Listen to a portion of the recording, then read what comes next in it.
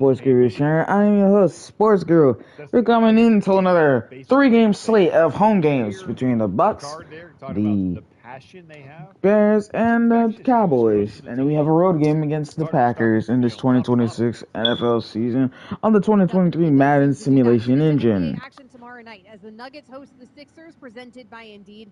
Coverage begins at 5 p.m. Eastern on ESPN Radio and on the ESPN app. Speaking of hoops, Luka right now has 55 points. Devin Booker has 45 points tonight. So we are on the watch for both of those games. Just monstrous performances so far from both of those dudes. Coming up next here on Amber and Ian, what Super Bowl matchup would you like to see the most? We'll get into that. Amber and Ian is on ESPN Radio.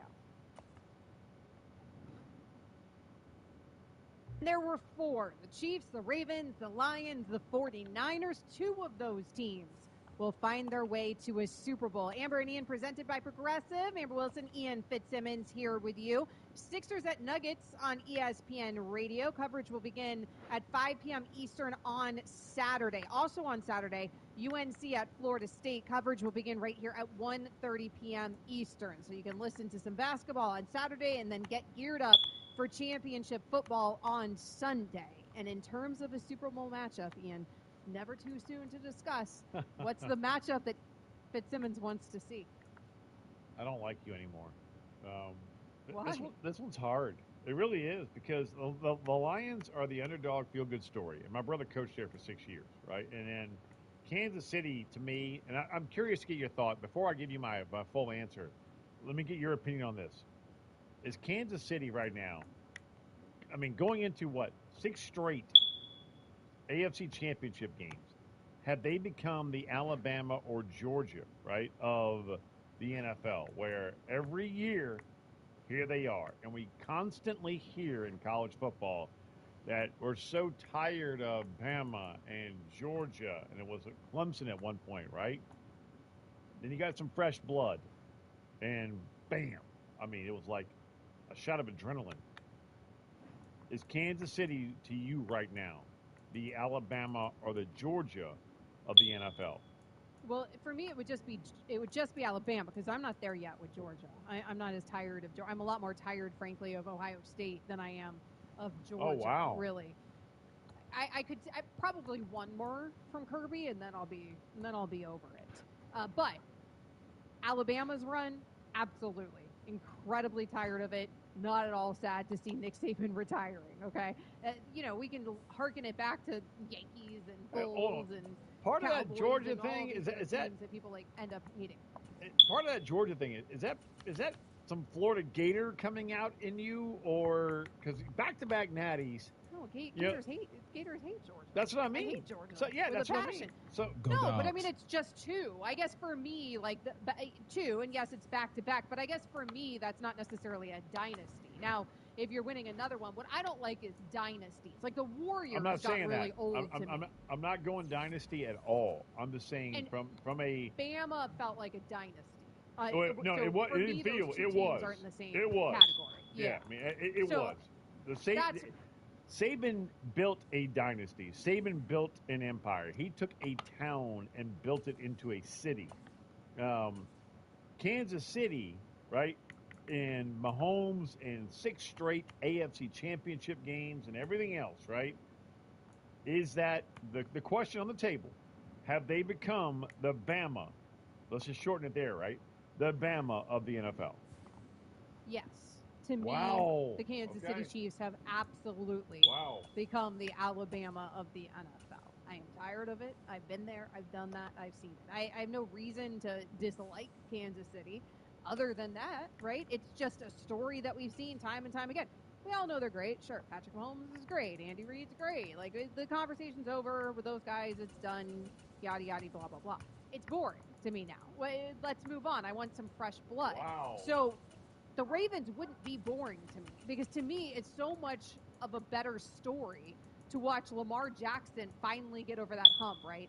And to watch Baltimore in that situation, particularly with this quarterback, for them to be able to do it with him on a year that he's going to win the MVP again. That's the better story than Mahomes and Andy Reid doing it again. I mean, sure, it'd be impressive. Don't get me wrong. It'd be impressive from Kansas City, particularly this season, because it was a season that they had a down season, and we counted them out. For them to win it twice, if they were winning a Super Bowl twice after the departure of Tyreek Hill, all of that's wildly impressive. But I've already been impressed by them. I don't really need to be impressed anymore by them. I'd rather be impressed right now by the Baltimore Ravens and see them in a Super Bowl. You know what? This pains me to say this. I agree with you. Now, I wouldn't say that Kansas City is Bama yet because they have a unique factor, and Andy Reid is lovable, right? Saban was hateable. Does that make sense? Right. Andy Reid's lovable. Patrick Mahomes is lovable, and that gets old, though. Like, the Warriors got real old to me, and Steph Curry, oh, he's so lovable, and his cute face and all that stuff. I never Hey, you. His cute little family and all that. But having said all of that, I think, man, one, the Lions are the home run. If you're the NFL, you're praying the Lions win this game. The feel-good story, the ultimate underdog, the city that really needs it, like my New Orleans Saints post-Katrina, right?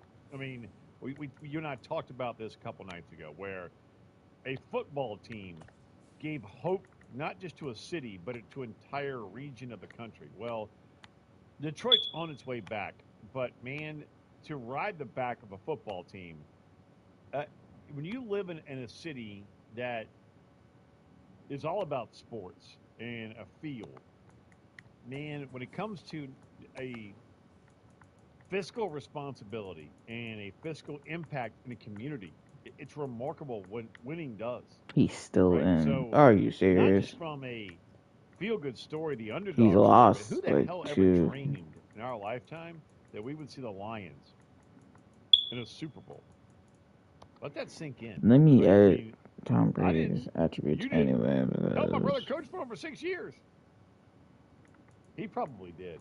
But, I mean, Most people didn't. To your point, though. yeah, Most so people did not think. you have Detroit on one side, and on the other side, if you're an NFL exec, you probably want Kansas City. But for me, give me Baltimore, because that's another city that needs it. So I'm a big, tug on my heartstrings and all that kind of stuff. Give me Baltimore, give me Detroit, and I am going to sit back and big up Joe, little Joe Steele, right? She and I can get some. James Steele's daughter can get some nachos, and I know, sorry, James, I apologize. I said Baltimore is going to be in there, but we can still have some nachos. That's her go-to meal, right? For an NFL game. 83. She does love some nachos, yeah. Although they'll taste better for Kansas City Chiefs are still in it. Everything tastes a little Just better. bounce them. Yeah, Give me everything tastes a little Baltimore, give me better. Detroit. I think that's a matchup that I would like to see. I'm a little torn because I think from a football perspective, Ravens 49ers would be a lot of fun. Wow. And so from that perspective, On the gridiron, as just yeah. a football fan, I get it. that's kind of the matchup I want to see. You're going X's and O's, Not not feel good, heartstring. Yeah, Yes, I get no, it. I get not it. stories. The storyline is obviously you can't Come on now. negate He's it the with GOAT. Detroit. There is no better storyline left in these playoffs, period, than the Detroit Lions. But in terms of actual product on the field, I think Ravens 49ers would maybe be the better matchup there. So I'm a little torn from that respect. I do think the NFL would prefer the Chiefs over the Ravens because if the NFL could have it their way, I would imagine having no doubt. Super Bowl. And Yep. as much as we all say that we hate dynasties, as do I, and that we hate these teams that are just always in it, as do I, they're also the ones that bring the ratings. They just are. How angry was James Steele at me right now for bringing his daughter in, talking nachos and Ravens in the Super Bowl over Kansas City? Listen, he likes the doubts. I like that that no one's really thinking that they're going to do it, and no one's really thinking that. Well, that's way overstating it. Like the fact that the Chiefs have become like this lovable underdog is just weird heel turn by the Chiefs. Thank you. I cannot buy into this malarkey that we're doing. I don't think anyone Chiefs thinks are all of a they're sudden lovable. nobody thinks they're lovable. Luca's got frankly, 57, by the way. that they're the underdog. Yes, they've dropped a lot of footballs this season. Nobody would be surprised if they end up pulling it off. Coming up next, we will continue to pull it off here on ESPN Radio. Championship Sunday is almost here. I can feel it. Amber and Ian, presented by Progressive Insurance. It feels like it's been a long wait, Ian. We are here. We are ready. One of these two teams is going to find its way into a Super Bowl. Lance Taylor from the Next Round Live, also lanceslock.com, always kind enough to join us. Championship Sunday is almost here. I can feel it. Amber and Ian, presented by Progressive Insurance. It feels like it's been a long wait, Ian. We are here. We are ready. One of these two teams is going to find its way into a Super Bowl. Lance Taylor from the Next Round Live, also lanceslock.com, always kind enough to join us each and every week and give us his best betting advice, and we appreciate it very much, Lance, as always. Let's start with the early game on Championship Sunday. Chiefs at Ravens. That is a 3 p.m. kickoff. What do you have for me on this one? Well, right now, ESPN bet, Ravens 3.5, 44.5. I think this number's moved just a little bit. I think the activation of Mark Andrews has been big for the Ravens. You know, Lamar Jackson's favorite target. He hasn't been active since middle of November. Isaiah Likely has played really well in his spot. And you saw the Ravens, okay Ravens first half against the Texans, the divisional round, tied at half, and then you saw elite Ravens the final 30 minutes where they just completely blow the doors off the Texans. On the other side, Chiefs, battle-tested. Normally we're used to seeing these games in Arrowhead with Pat Mahomes in the playoffs, but they go up to Buffalo. They're able to get out of there with a win. Mahomes 3-1 all time against Lamar Jackson. This is the first time in championship game history we've got the two top scoring defenses, with Baltimore leading the way, 16.5 points per game. Kansas City just giving up a little over 17 points per game. I think the difference here could be Baltimore. Pat Mahomes is the best under pressure, but Baltimore actually getting home, leading the league with 60 sacks. The Chiefs, it's going to be a little wet in Baltimore. We know they led the NFL in drops. I think that could be a factor. But Sean Smith, the head official in this game, you guys have probably seen this conspiracy theory rolling around out there. I know the NFL wants Taylor Swift in this Super Bowl. They want her in Las Vegas. Seems like and you guys, I'm just telling you, I'm not saying there's any kind of fix. I am just saying that the right official for a road team to win a game is on the call for Kansas City, because home teams, 50% of the time they win the games. When Sean Smith is his crew, it's only 40%. Massive difference there. So number one in the NFL in unnecessary roughness calls. So any kind of critical call down the stretch, keep an eye out for it. But right now, the Ravens, to me, equal field or a neutral field, any given Sunday, I think they're double digits better than the Chiefs. But Pat Mahomes, the ultimate equalizer. Right now, our producer, James Steele, is rubbing his beard. It's about a foot long, right? And pulling back on his ponytail and going, he's a diehard Chiefs fan going, oh, yeah, Sean Smith. That's my guy right there. Yeah, yes, I got killed this week, guys, for talking about that. And, the NFL is way too big of a massive product that you're ever going to have anything. Wow. You might have at 98 overall, he's a starter. What the fuck? Too much money. It's a multi-billion-dollar, industry. But at the same time, I do think it is interesting that you had a lot of different crews that you could have picked, and they did go with the crew and Sean Smith that actually favors the road team more than any other. So if you're just looking at pure analytics, that could play into this game. Just keep an eye out for it. What about the total, LT? 44.5. Yeah, 44.5. This is one of those where you've got two quarterbacks that can just completely light it up. You've got the best scoring defenses, and I think that's why it's on a tad on the smaller side. I think if these defenses were, and this is by far the best defense that Patrick Mahomes has had. Now, with that said, if he's able to get to a Super Bowl, I think this is probably the best quarterback. Because a superstar is not an X factor quality player. I would probably lean under here. I think the majority of people will look at this with the elite quarterbacks, and they're going to be like, hey, it's going to be hard to stop either one of these guys. But at the same time, man, 44.5 when you've got Mahomes and Lamar out there, not really a big total with how these defenses play. And, again, elements could come into play as well. Ian has been making a big deal, and by the way, Lance Taylor joining us from Lance'sLock.com. Ian's been making a big deal about Mark Andrews coming back, and it's huge. It's huge. It's a big deal if he's healthy, Mark Andrews, and has not lost a step here, and he's still the number one target there. If all of that's true, yes, but obviously he's coming back from major injury, so we will see. Mark Andrews, though, he is coming back into an AFC Championship game. From a betting perspective, Lance, how has that affected, if at all, your analysis? Yeah, I think, Amber, it's a good question because, most outside of a quarterback, nobody's going to affect the number. And I know we're going to get to the NFC Championship game in a little bit. I think Deebo Samuel was one of those guys that can move a number a half point or so. But Mark Andrews is one of the best tight ends, no doubt, in football. Mark Andrews is a guy that, I don't want to call him a security blanket for Lamar Jackson, but he is a guy that Lamar Jackson loves to target. He has been practicing for a couple of weeks. Again, he hasn't played, I think, since November 16th was the day. But because he's been practicing the last couple of weeks and they've given him a green light, I think he's going to be ready. And I think this is a guy that will be, he can be a major factor in this game. We'll see this how it will plays teach out, me not to throw his I way. do think that benefits the Ravens, obviously.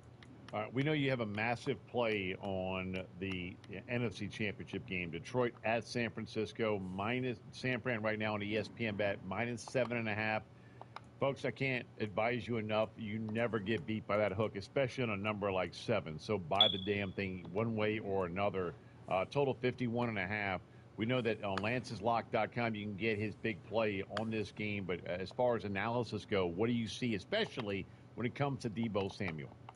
Yeah, these organizations so different, Ian. And you talk about that 7.5, and this thing kind of stayed at 7 all week. And I think they were trying to figure out, most shops, including ESPN Bet, what was going to happen with Deebo Samuel. He's this important, obviously, to the offense. I think McCaffrey, probably most important player on this roster. And then you can start to make an argument whether it's Trent Williams, Deebo Samuel, Fred Warner, one of those guys. But Deebo is that important. I think it would have ticked down to 6.5. You would have been able to get the 49ers under a touchdown if you like that side, if Deebo wasn't going to be playing. I think he's a full go in this. Maybe the shoulder's a little sore. I don't think it's going to be much of a factor. But these are two organizations completely in different spots. Obviously, the Lions are a huge story because they haven't been in this game since 1991. 49ers making an NFL record 19th conference championship game appearance. What's crazy is the Niners haven't won a Super Bowl since 1994. So it's been 30 years since this great organization has actually hoisted the Lombardi Trophy. And I think a couple of factors. I think on the ground offensively, obviously what Christian McCaffrey can do for San Francisco. But on the other side, more importantly for Detroit, the two-headed monster of Jahmyr Gibbs trying to become just a sixth rookie in NFL history to rush for a touchdown in 3 consecutive playoff games, coupled with David Montgomery. If those guys can take some pressure off a beat-up offensive line, Frank Ragnow, we know that he went down with injury against Tampa, not completely healthy. But if those guys can take a little pressure off of Jared Goff, I think Detroit can obviously have some offensive success. On the other side, I think the X factor for Detroit, maybe this entire game, is Aiden Hutchinson. A lot of people thought that maybe Detroit reached for him going number 2 overall out of Michigan, and he's been fantastic in 2 years. 8 sacks over his last 4 games. And a little side note here, Detroit 13-6 against the number this year. That's the second best against the spread number in the NFL, only behind the Vegas Raiders. And by the way, Amber can do a better rendition of Billie Jean than Aiden Hutchinson did in his Milk and Cookies rendition of Rookie of the Year. Yeah, right there. I got to say, man, I thought Aiden did a pretty good job on Hard Knocks with the Billie Jean. It was awesome. Are you kidding? He embraced it. Don't listen to anything Ian says. He's talking crazy right now. Lance Taylor from Lance'sLock.com joining us here on Amber and Ian. Lance, does it make your job harder when you're breaking down a team from a behave yourself? When you're breaking down a team from a betting perspective that hasn't been in an NFC Championship game since 1991, I mean, is it easier when it's teams that you routinely see on this stage? I think from the Kyle Shanahan, that experience, I think there's something there versus Dan Campbell. I mean, look, Kyle Shanahan, you could make an argument along with Andy Reid, best coaches in football right now, and Shanahan has yet to win that championship. But as far as the organizations, I would say not, just because roster turnover is so much. but Jared, I mean, here's the crazy thing is Jared Goff has got more experience than Brock Purdy. And this is the first time we've ever had a number one overall quarterback, Goff taken in 2016 with the Rams against Mr. Irrelevant, the last pick in the draft 2 years ago with Brock Purdy. And, Brock Purdy was on the stage last year, but gets hurt on that first drive, and who knows what would have happened. I had San Francisco, full transparency in that game, but when you got Christian McCaffrey throwing passes in the second half against a hot Eagles team, kind of impossible to figure what's going to happen there.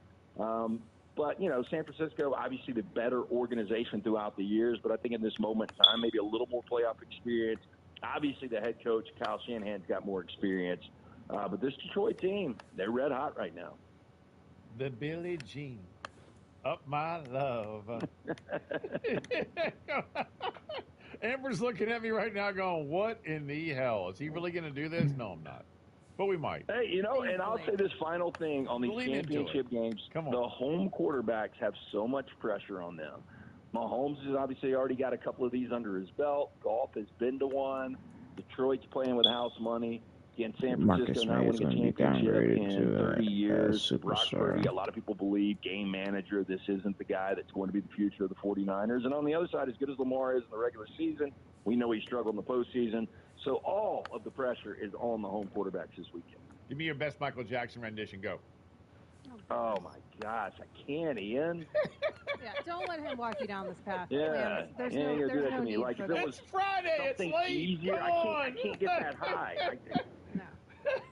No. Don't let Ian do this to you. Lance Taylor, keeping it professional here on ESPN Radio. The next round live, lanceslock.com. Thanks, Lance. Yeah, always fun, guys. You guys have a great weekend. Enjoy the games. Let's win. The Betty Jean of my love. You're such a troublemaker. Always a troublemaker, Ian Fitzsimmons. Let's get you updated on the NBA, because Luka and Devin Booker tonight are troublemakers in their own right. The Mavs are beating the Atlanta Hawks 124-114. Luka has put up 66 points so far tonight. And Devin Booker and the Suns right now in a slightly tighter game with the Indiana Pacers. But Devin Booker has put up 60 points tonight. He had 29 points in the first quarter alone. We'll keep you updated on all of the live action. Plus, coming up here on Amber and Ian. I'm singing. No, you're not. That'll make people tune out. And we want them to stay with us. How surprising is it that none of Belichick, Vrabel, or Pete Carroll, none of those guys have landed a coaching job yet? We'll talk about that. Amber and Ian's on ESPN Radio. With everyone fighting for attention, how can your business stand out and connect with customers? Easy. Get Constant Contact. Constant Contact's award-winning marketing platform has helped millions of small businesses stand out, stay top of mind, and see big results fast. Constant Contact makes it easy to promote your business with powerful tools like email and SMS marketing, social media posting, and even events management. With Constant Contact, you'll reach new audiences, grow your customer list, and communicate more effectively to sell more, raise more, and fast-track growth. Don't know much about marketing? No sweat. Constant Contact's writing assistance, tools, and automation features help you say the right thing at the right time, every time. Plus, you can send with confidence, knowing your emails are actually reaching your customers thanks to Constant Contact's best-in-class 97% deliverability rate. Tackle any challenge with Constant Contact's expert live customer support. Plus, everything's backed by their 30-day money-back guarantee. So get going and start growing your business today with a free trial at ConstantContact.com. Just go to ConstantContact.com right now. Constant Contact, helping the small stand tall. ConstantContact.com. Why does this room look amazing? What'd you change? I just got these custom shades from Blinds.com. It's all online, so it's really easy. I remember shopping for Blinds. Blinds.com sounds way better. Way better. Shop Blinds.com for up to 45% off. Rules and restrictions may apply. We've had some big breaking news during tonight's show. Michigan, just a couple days removed from Jim Harbaugh going to the NFL. They have found their man now. Sherrone Moore, he is now going to be the head coach officially of the Michigan Wolverines, the same coach who led them as their interim head coach to an undefeated run there towards, of course, winning the national championship during the suspension and the self-imposed suspension of Jim Harbaugh. And so now Moore will be the actual head coach and not the interim head coach for the Michigan Wolverines. So that news came from Adam Schefter a couple hours ago, and Ian, it makes all the sense. It does. And when you talk to any player on that Michigan team, I know we talked to Kirk Herbstreit about this last night. I don't know if we have Herbie from last night talking about Sharon Moore, but as far as a clip goes, but man, anybody around that Michigan program, you talk to Blake Corum, you talk to J.J. McCarthy, you talk to any of the offensive linemen, Zach Zinter on down, they love Moore. Love him. Now, if you're a Michigan fan right now, don't expect a college football playoff berth this year because you're losing 7 of your top offensive linemen to the NFL draft, including Zach Zinter. Obviously, you got hurt, and you were able to overcome that. You're losing Blake Corum. You're losing J.J. McCarthy. You're losing Roman Wilson at wide receiver. You're losing your star bookends, as edge rushers, your star safety. A ton. We can keep going, Amber, right? I mean, this was as Blake Corum told us the week before the national championship, player-led. This is a player-led team, and that's a dream for any coach. But you have to allow players to lead and then also morph them. If that makes sense. And Harbaugh is one of the best at it. Sharon Moore also, has immense respect in that room. Hold the line and nerves. And in that team. And I guarantee you, we were texting with Blake Corum earlier as he was getting on a plane when the show started. And he was emphatic.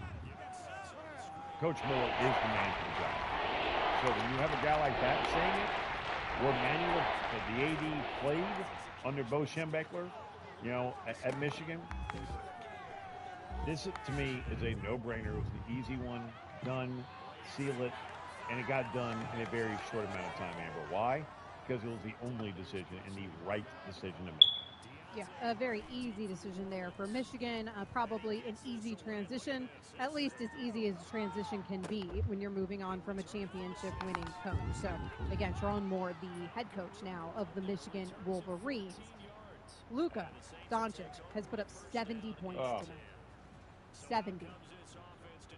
I'm watching it right now, Amber, and it's effortless. And they've got about 5 minutes to go in the game. They're up 11. Like that means anything right now, right? But good Lord. Yep. Are you kidding me? On the heels of Embiid going for 70 just a couple nights ago, and now Joel's going to be so annoyed that Luka's now Luka's doing. He's going to be so annoyed. There's like 3 minutes left too, so so I'm way behind, right? So my bad. Yeah, I am. You gotta love the delay. Always. So we'll keep you updated on that. Let's see how high. Kobe right now is looking down from basketball heaven, going, "You got 81? Anybody got 81? Yeah. Come on, who's got 81 in them?" There's still time. We'll see. Luka has put up 70 tonight. Devin Booker, by the way, has put up 60 tonight, but getting overshadowed by Luka right now. Also being overshadowed, Ian, is the fact that Bill Belichick, Mike Vrabel, and Pete Carroll don't actually have jobs, right? I guess Pete Carroll could be an advisor to the Seattle Seahawks, but none of them have actual coaching jobs.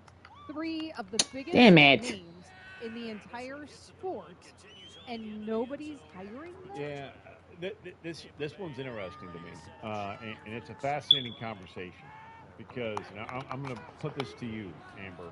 Do you think this was the Atlanta Falcons who interviewed? Let's start with Belichick. He interviewed him twice. Was this about them saying you don't relate to the modern day player anymore, or was this Bill after the second interview going, you know what? I don't want to play without a quarterback anymore. I don't want to coach without a quarterback anymore. Which one do you think it is? Because it's one or the other. I think it's that Raheem Morris came in energized with a full plan, his staff, his full plan moving forward, really motivated, really wanting that job. And it probably seemed a lot different than Bill Belichick in his 70s interview, which it had been a long time since Bill had to interview for anything. And if you're Belichick, I understand why also. There's only so much effort you'd probably even want to put into it, or enthusiasm you'd probably want to put into it. And if you start asking Bill Belichick questions, how long can you commit here? What's your plan in building this team? Because this isn't exactly a team that's going to right. And then that's the other thing. Does he get annoyed? Is a younger coach who is looking for another opportunity to prove himself as a head coach because he's had opportunities in the past, but if you actually are still learning, looking to prove yourself at that position in the National Football League, are you far more motivated with the plan moving forward, with the commitment of the year, with taking maybe less money? I mean, there's a lot of factors there. So I can see why the Falcons probably end up more attracted to the coach who hasn't won the 6 Super Bowls that Bill Belichick. I'm going to be very blunt in this. The Atlanta Falcons are like Noah's Ark. They got 2 of everything. We've talked about this a ton. Wide receiver, O-line, running back, you name it, they've got it. But they don't have a quarterback. And if I'm Bill Belichick, and I'm chasing Don Shula's all-time win record, and guys like Belichick need coaching like you and I need oxygen. I said that earlier, and I'll say it again now. I don't know which one caved and which one didn't want the other. Meaning, Belichick, after 2 interviews, going, you know what? Don't want it. I'm out. Or was it the Falcons going, you know what? You don't relate. We're out. I have no idea. But I can see both sides of it. Because if you ain't got a quarterback, coaching, you wouldn't think it'd be him who would go out. But if you don't have a quarterback, you don't have a shot. And he knows that better than anybody. Right. Well, Raheem Morris is in his 40s. You know, a younger coach that has such a long career ahead of him might not be scared off by that. But you have time. You have time to find a quarterback and develop a quarterback if you believe in yourself in order to be able to do that. If you're Belichick, you probably want nothing to do with that. But I still feel like it was more the Falcons' decision than Bill's decision. It's okay. I feel like we would have heard about it if he was pulling his name out of the hat. We're not pulling our names out of the hat. We'll be back here on ESPN Radio.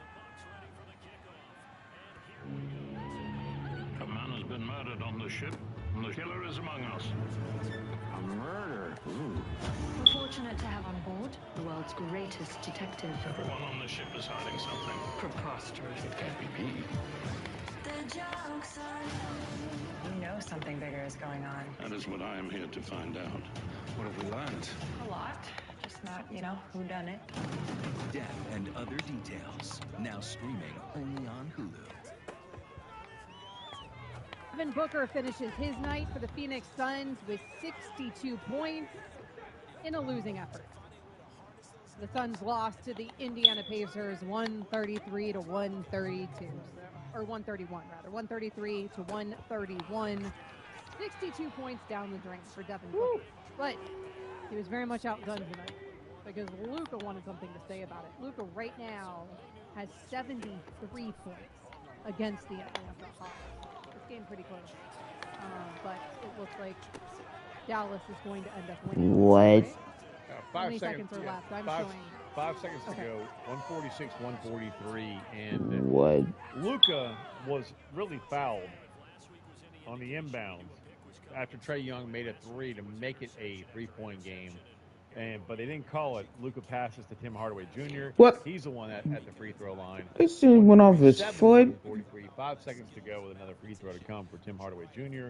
No matter what, I mean, Luka's going to finish with 73 points. 73 points. And somewhere in basketball, what? Kobe Bryant is looking down going, you fools can't score 81?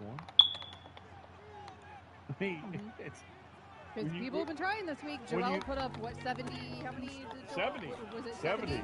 70. And Kat put up 60-something this week, and now we get... Wow, that actually stood. Luka's 70-something. Wow. Man, what a week there. In the NBA absolutely for scores.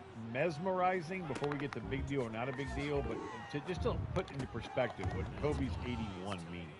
Hot Rod and Hundley, I was out with the Utah Jazz Radio Network. And Kobe went for 81, Amber, and 3 weeks from me. 3 weeks for the games to get to 81 points, and the dude did it in one game. So when you really think about what You know, Will Chamberlain. It's at early, 100 so points, it's early in the Xavier season. 81. As we marvel at Luka going for 73, right? And Devin Booker going for 60 plus, and Joel Embiid going for 70. We are living in a moment in this week which is literally historic. I don't know if we've seen a week like this where individual players have all topped 60 plus. That many.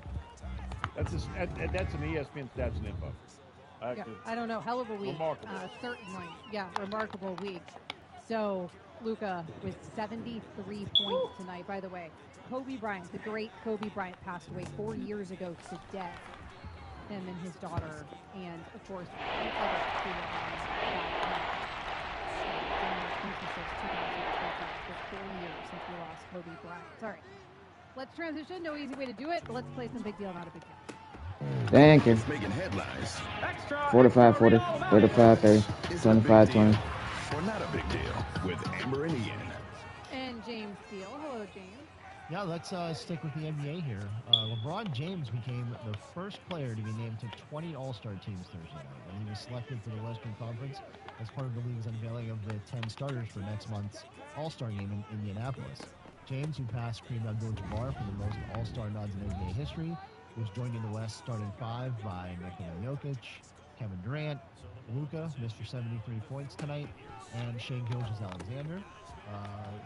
LeBron said that being voted in to as an All-Star starter for the 20th consecutive time, he was, quote, just very humble. Amber, big deal, not a big deal. 20 All-Star game selections for LeBron James. Can you imagine if I said not a big deal? 20 All-Star game selections. A historic record. 20 times. I mean, can you imagine if I was like, not really a big deal. Seen it, been there, done that. Yeah, of course, obviously. Obviously, it's a big deal. I don't care what you want to say about LeBron versus other generations. It is inarguable that he is the greatest player of his generation. I, frankly, would argue maybe the greatest of all time. But I know everyone's going to get too tizzy and get all crazy. Either way, it's a very big deal. What she said, and we're not going into that whole who's the greatest ever kind of comment. Not doing it. No, ma'am. It's a Friday. We're in a good mood. Nope. Nope. Sports radio show. So. Nope. Ian. All right. James. Steph Curry wasn't named an All-Star game starter Thursday, but he did hit the plans for the story in Minneapolis on All-Star weekend. Curry was wired with a microphone for Golden State's game Thursday night against the Kings. A discussion with Warriors teammate. With one of his Warriors teammates about Sabrina Ionescu, who scored 37 points in the WNBA's three-point contest last summer. That topped Curry's NBA three-point contest best of 31. He said, quote, "I think I've got a challenger." Ionescu, the New York Liberty responded on social media, quote, "Let's get it. See you at the three-point line." Love it. And big deal, not a big deal, that we might get Steph versus Sabrina. I'm all about it. Big deal. I love it. To the point where Kevin Durant, right, was watching South Carolina LSU last night. 1v9. If anybody missed that on ESPN, that was hooping. Those women were getting after it. It was awesome. So take note. And Sabrina, as a girl dad, talking about Kobe also, right? Kick his ass. I mean, I'm all for it. Big deal. I mean, I want to see this so badly. Bring it on. Absolutely. Why did I do that? Weird as a woman. I'm a little nervous for this. As a woman who's worked in sports for the last 25 years. Because they're so I was trying to throw it to square and I pressed the wrong button. This conversation. And if she wasn't to win, I think it would be so cool to see. It's all. I want it. Come on. I know what the response would be. She's got ice in her veins, Amber. Embrace this. She's a bad egg. Oh, she embrace is. it. So Embrace I don't know it. if she needs to take him on. I don't know if we need to. I guess my point is, why can't she stand alone? Like, she already beat the record, so she has the head record. to head. One, no. Why I does he disagree. need to challenge her?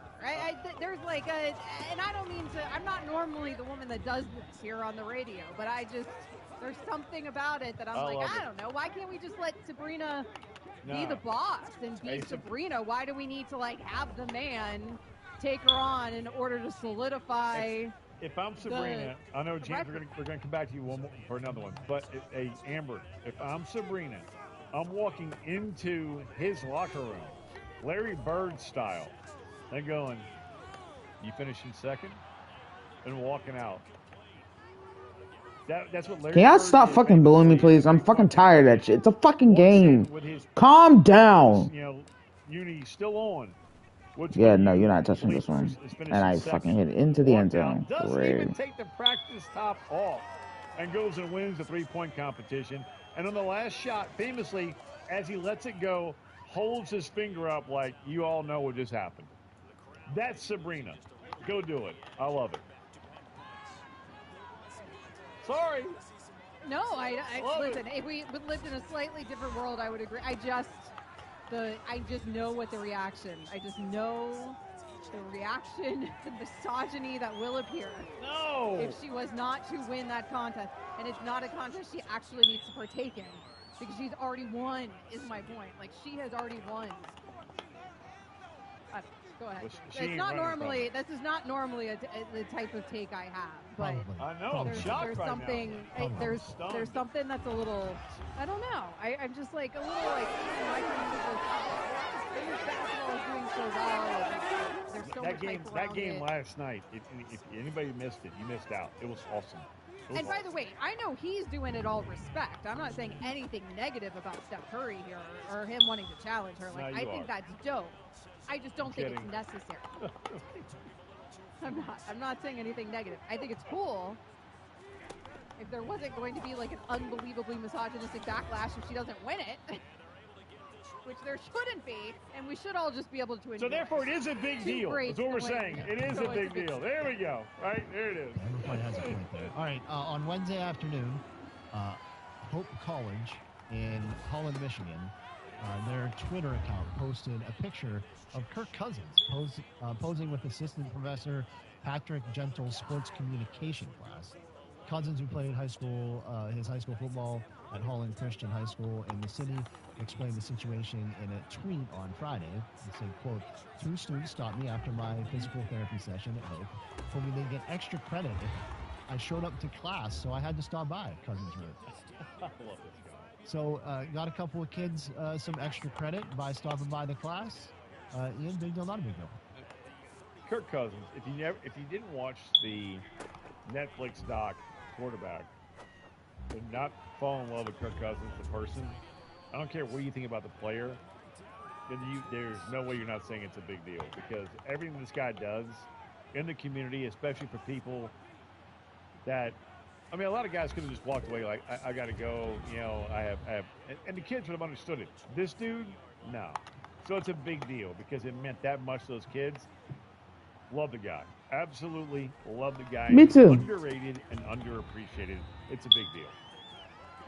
So it should be a big deal. And by the way, Kirk Cousins, unbelievably likable in that doc. Yes, very humble guy. Likable. It should be a big deal. However, oh my God, why is it legend?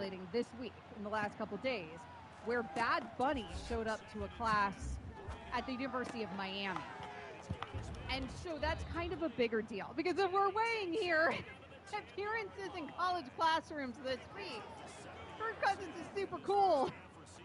So you just went full-on NFL analyst on Kirk Cousins, like, hey, he's good, but he ain't that good. Well, he just ain't that buddy famous. You know what I mean?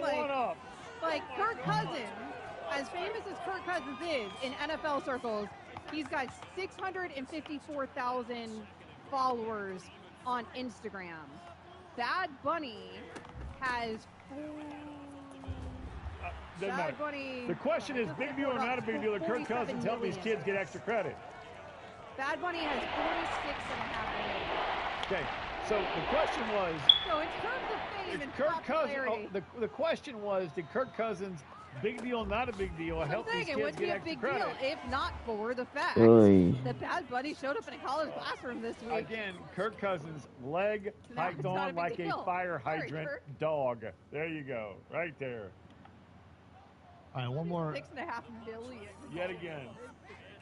We should probably go to break. Let's go to break. Okay. Oh, Let's go to break. clock integrity. What do we got? One more. Come on. Coming. Come on. No. Neither of us have been here Big as deal, long not as a big you, Ian deal. Fitzsimmons. We don't have the job security Ian Fitzsimmons has. I have Coming none. up next, we'll make our official picks for Championship Sunday. That is next. Amber and Ian is on ESPN Radio. Come on. They were playing some basketball tonight, buddy, especially Luka Doncic and the Dallas Mavericks. Luka was on fire tonight as the Mavericks beat the Atlanta Hawks. Luka put up 73 points, 73. And oh, by the way, 10 rebounds, or 10 rebounds, 7 assists as well. Hell of a stat line there from Luka. He couldn't have gotten a triple double. Like, we couldn't have done 10 assists, buddy. What a Only slacker. 7 assists. What a slacker! 73, 10, and 7. What a bummer. But Luka, he spoke after the game on Bally Sports. Here's his postgame. 73 points. What was your mindset coming into tonight's game? Get a win, man. We've been struggling lately. Mindset was get a win. We played great. We struggled a bit on defense, but we played great offense. Was there a point in tonight's game where you knew this was a special one for you? No, I was just going, whatever the defense gave me. In the second half, they double me all the time, so I tried to make some plays. Then sometimes I would just break the double. So just seeing the game. Yeah, how big was that when it got more physical and they were double teaming you, that Dante Exum came up big, Josh Green as well? It was great. It was a trust, I always trust my teammates. Make the right play is always big time for us. And next man up, they were great today. Well, next man up, that was definitely you tonight. You even had Hawks fans cheering in this arena. Did you notice? Yeah, I did. I heard some MVP too, so yeah, it's beautiful. Well, the most points scored this year, a franchise record for the Mavs and a record for this arena. Where does this one rank for you? Probably on the top, one of the top, but yeah, I'm glad we got a win. So that was Luka after putting up 73 points tonight. And oh, by the way, Devin Booker also had over 60 points tonight. Suns lost in that effort, but the Dallas Mavericks get the win off of Luka's 73. I'm not feeling too well, so I'm not in the mood to get mad over everything. And we've got to make our picks, Ian. And there's a lot of pressure because right now, in terms of the ESPN Radio Pick'em Challenge, this is for the postseason. And we started a new challenge for the postseason. Everybody, all the radio shows have been doing their postseason picks. And we are tied at the top of the standings. The problem is we are tied at the top of the standings with 3 other shows because everybody right now is 6-4. So Unsportsmanlike is 6-4, Carlin versus Joe, Freddie and Harry, and Amber and Ian. Sitting at 5-5, Game Night and Green. We went 5-1 in the wild card weekend. I told you last Friday that we were praying for 2-2. We went 1-3, and if we hit a field goal here or there, we're going 2-2. But you know what? We went against against America, and Vegas lost, and we lost. So here we go. I'm ready. By the way, before we get to picks, bet your hands bleed. Give me San Francisco. I'm going to lay the 7. Buy it down. Right now it's at 7.5. Buy it down to 7. Give me San Fran. I hate it because my daughter Marin is riding on a big ticket if the Lions win in Vegas. 25 to win 250 at the start of the season. I don't see it. Give me San Francisco, and then give me the under, Amber, in the Baltimore-Kansas City game. Buy it up to 45. Bet your hands bleed. We are 46, 25, and 2 on the number in bet your hands bleed. So San Fran under in the KC and Baltimore game. But more importantly, let's turn this over to a very special guest. Well, before we get to our picks real quick, because I want to set the stage here, and James, I want to be sure that these lines are what the other shows were using.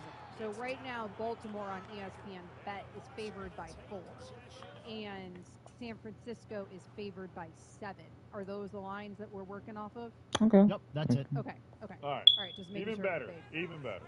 All right. Perfect. All right. So James's daughter, Jo, is in tonight, Joanna, and she is going to help us do our radio challenge pick'ems. Some music. Come on now. Here we go, Joe. I know. We need to. Here we go, Joe. I got faith in you, kid. We got to pick it up. Cam, do we have music? You are our got to pick this up. There we go. Joe, right. these are our official picks. Forget what I just said. Forget what Amber just said. This is all you. Before I even get anybody else's opinion, Joe, Kansas City Chiefs, they are at the Baltimore Ravens. The Ravens, -4. Who you got, Joe? Chiefs. Ah, you're listening to your dad, Angel. I mean, come on now. She's smart. She's a very smart girl. Let's try it again. Joe, let me ask you a question. Why is your dad a Pittsburgh Penguins fan but a Kansas City Chiefs fan? Yeah, that is weird. What the? Do you know? You don't know? Okay. Nobody understands it. He's from Pittsburgh. Nobody knows. All right. The Detroit Lions, Look, we got 2 quarters to go. the Detroit Lions are at the San Francisco 49ers. The Niners, -7. Joe, who you got? The Lions. Oh, this is your idea, Ian. This is your idea. What the So fuck? that's Joe's picks. This is some bullshit. That's the show's picks. Yes. Ian, who would you pick? I just told you, I'm bending to your hands, bleed against my daughter. My hat's all crooked. I mean, I can't. JoJo, we just talked about this. You went against me, Angel. Johnson. I didn't listen to a word you said. You're like my daughters. There you go. You fit in well. Or you're like anybody on the show. I would also be going to San Francisco. Here's the thing, though. So there's that. We're begging. Vegas is begging America to take Detroit, and they're doing it right now. 72% of the wagers are on Detroit. I know. And I don't love it. I would take San Francisco here as well. The Chiefs and Ravens. I mean, I'm probably going to Ravens here too, but that one I'm a little less apprehensive about. I love the under. I love Take the takes. under 44.5. Buy it up to 45. James, real talk. Be objective for a second. Well, you're not going to be able to be objective for the Kansas City game. So just give me your pick for Lions Niners. Who would you have taken?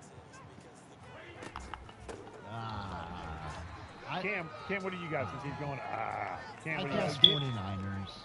Give me San Fran, and I'm also rolling with the Chiefs as well. Joe is a woman.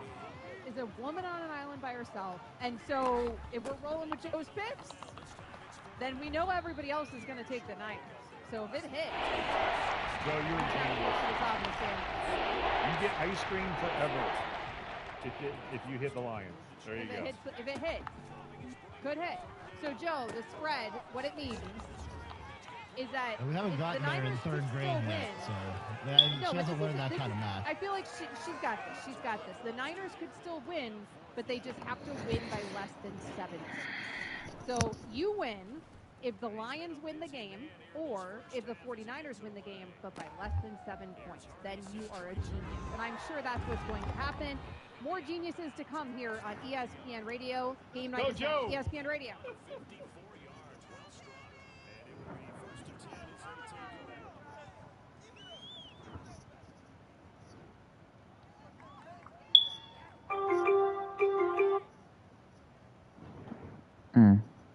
Really, they fined him $15,000 for kicking the ball in the stands? That's bullshit. He only did that because he's black. Come on.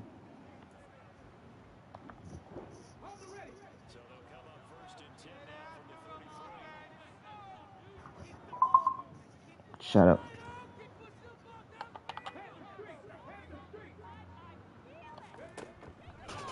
I thought I could turn off the play clock. That was weird. Feeling good about your fantasy draft picks, but not sure what to eat? Make it easy on yourself. Order in on DoorDash. Now you can root for your squad while your food and drinks. I should have did a lot faster than a much better option. Soda, pizza, wings, and so much more delivered straight to your door. This is the Dan Levatar Show with the But Student Podcast. the Watkins. All right, excellent work. Right. The 5 and 39 talk is what they just yelled in my ear. I heard it. Yeah.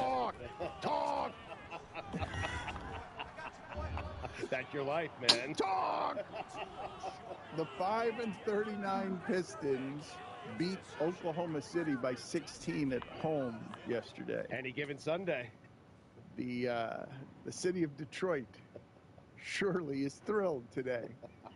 Under any other circumstance, Stugotz, except what happened yesterday, I tell you, Detroit's playing in that game, and they lose by 3 points, 34-31, and the city of Detroit is thrilled with the season that they had. Just delighted with an amazing season. But when you gagged that game up the way they did, and you know how much Yeah, I basically pulled dislike Dan Campbell we've made going for it sports when I by should blaming have just people punted. instead of crediting them, but in those games yesterday, the losers deserved the blame for being maximum losers, and I'm stunned that America, which is divided on everything, evidently today, a historic day, is in unison on we're all pro field goal. We've never loved field goals so much. Jess, are you going to be with me? Because I'm going to go the other way on this. I haven't heard much of anybody do anything except crush Dan Campbell for playing the way he has all season, and according to Next Gen Stats, doing the things that had the best probabilities, because this year, Stugotz, in plus territory, Oh my God. they went for it on 4th and 3 or shorter 20 of 24 times and converted 17 of the 20. 3 in the They're first good at half? that. Are you Dan fucking Campbell wants to serious? scare you on offense, wants you to be backpedaling. You can't control that Reynolds is going to suddenly drop the ball. There's a time and a place, Dan, and you have to go by feel of the game. You do. You just have to go. Occasionally, Dan, you have to go by the feel of the game. And at 24-10, they've scored a touchdown second half. You want to give your team a 3-score lead. And to not go for the field goal in that spot, to not go for the field goal later in the second half, that's a terrible job. I'm sorry, by Dan Campbell. All right, so let me come at this another way, okay? Because we can argue about this, and I don't have a ton of conviction about what I'm saying to you, but I'm going to set up the argument on the other side, because most people are going to say, we'll go for it all the time. Nah, it's different going for it when you don't have behind the safeties to play with. You're close to the end zone. 4th and 3 from the 5-yard line, it's more difficult because you can't get beyond the safeties. When you play reward versus risk, going for it on 4th and 3, you want the option of a 60-yard touchdown because you want to be able to use the whole field. But what I would say to you about this that I think is being missed is the following. A lot of people, are presuming in these situations that the field goals are going to be made, first of all, at which point, if it gets missed, you're going to be the first one there. Campbell, you played that way all season. Why are you a coward in that spot? Because we have the results now. But the second part, I think, is just as interesting because this part is something that as I'm watching these games, I wonder why it's not taken into consideration. If Campbell kicks the field goal to tie, under what circumstance in that second half did you have circumstances? Because all San Francisco did, like when we're sitting here talking about coaching decisions, why isn't anyone talking about the fact that at half, whatever the adjustments were, Detroit couldn't score anymore, and all San Francisco did was go up and down the field. The best unit I saw yesterday, Stugotz, of any kind, was the Detroit Lions offensive line in that first half. Wow. Over the last 4 weeks, San Francisco has allowed 5 yards of carry to running backs. Right. 4 weeks, they allowed the ball to be run. What makes you think if Detroit had tied the game that San Francisco wouldn't have just kept scoring? They were doing it the entire second half. To me, the worst thing that happened in that game of any kind, Stugotz, was at the very end. And we love the last stuff. This part is super weird to me because I thought we always choose the last thing to question, not the things before. Everyone's talking Okay. and the fact that they ran the ball on 3rd down and then had to use one of their timeouts and couldn't keep all 3 timeouts, that was the biggest coaching decision mistake in the entire game by Dan Campbell. I understand, but the 2 field goals, Dan, one puts them up 3 scores. He did it at the end of the first half. The other one ties the game. It ties the game. I don't think, especially if this is your take on things, you don't get to gloss over. He did it at the end of the first half. Right. So he gave you both versions of what you're supposed to do. He did go by feel. He was like, okay, I don't want to run the risk of them having the ball coming out to start the second half, correct, and us just being up 14. Let me go by feel here. So he gave you both examples that you're asking for, and he saw where that got him, and he decided for a more aggressive tack the second time. You could argue that backfired on him because you saw how quickly they made that 17-point lead disappear. You could almost argue Let's he try should've gone Hail for Mary it. at You this saw point. it paid off, and it hurt them in the second half. And I understand that Wilkes made defensive adjustments, but it wasn't adjustments that turned that game around. It was luck, because 3 consecutive drives from the Lions, this is how it went. Josh Reynolds drop. Pass was a little behind him, but it hit him in the hands. Gibbs fumble. Josh Reynolds drop. Niners got lucky, too. No, wait, Mike, Yes. Mike, you're Off forgetting. the helmet catch. Well, and the that Purdy one, pass, that one. That was the game. Should have been picked. That Yeah, but was the game. That was insane. That was an incredible play, and I understand that they picked the flag up afterwards. If Ayuk doesn't make that catch, maybe the flag stays down. So I understand that was a tremendous play, but I'm talking about they couldn't stop Detroit. And then they got 3 consecutive stops, and it wasn't because they were particularly awesome. It's because they got lucky. Let's play some sound here from Dan Campbell. He's getting beat up, and he's saying, I know this is part of the gig. It's how it works. He's crushed, obviously. And Chris Cody has been fairly singing all morning around here. Everybody loves the aggressive coach until he's just a little too aggressive. Let's listen to Dan Campbell. Sometimes you can only say so much. You got to live it, unfortunately. You got to get your heart ripped out, which we did. And it's a lesson learned. And look, I told those guys, this may have been our only shot. Do I think that? No. Do I believe that? No. However, I know how hard it is to get here. I'm well aware. And it's going to be twice as hard to get back to this point next year than it was this year. That's the reality. And if we don't have the same hunger and the same work, which is a whole other thing, once we get the offseason, again, we got no shot of getting back here. I don't care how much better we get. He really was taunting me when he was going to the end zone. It's going to be tough.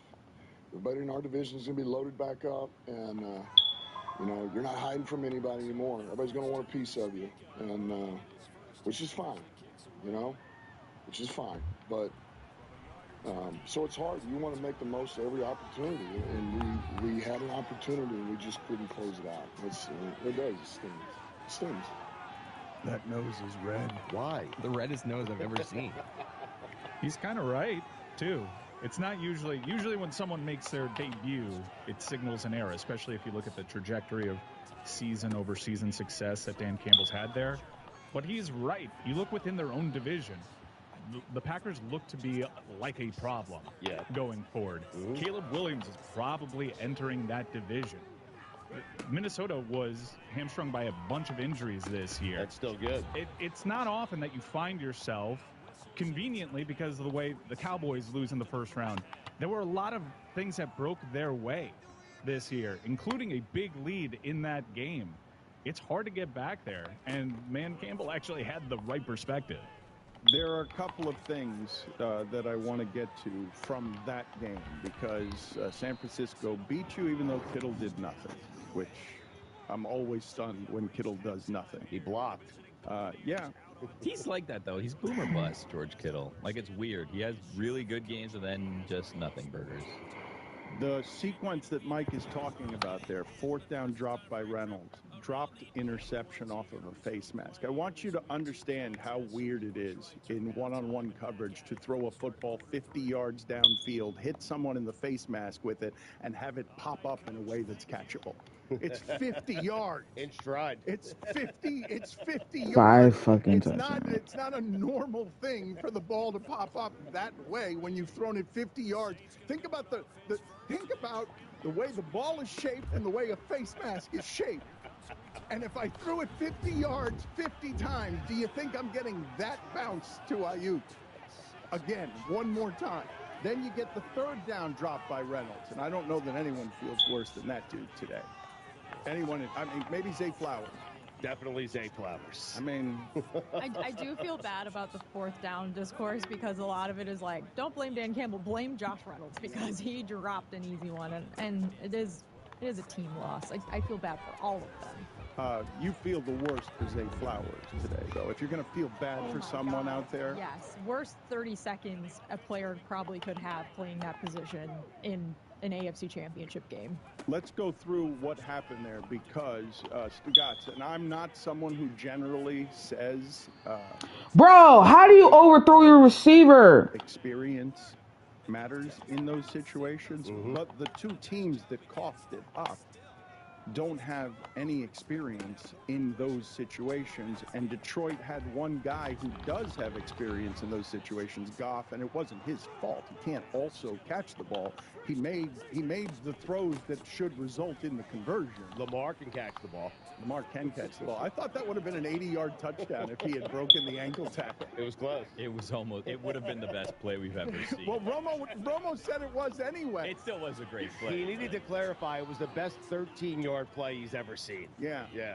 Can I ask you a Tony Romo question? I did this very briefly with Stugatz. I got Less Football that'll come out soon, so this is not a retread. But I discovered something happening yesterday with Tony Romo where essentially everyone is over Tony Romo, except Chris Cody, who tweeted out that he is in the best broadcast team that there is. Everyone everywhere in the world yesterday was pooping all over Tony Romo, saying, I cannot believe they better have an opt-out with this guy. There better be an option to get out of his contract. This guy is not doing a good job. And then Chris, 20 minutes later, is like, this is the best broadcast team I've ever heard. I think that everybody would want this team. I'm totally with Chris. I mean, they're just so good. I think everyone is just completely wrong.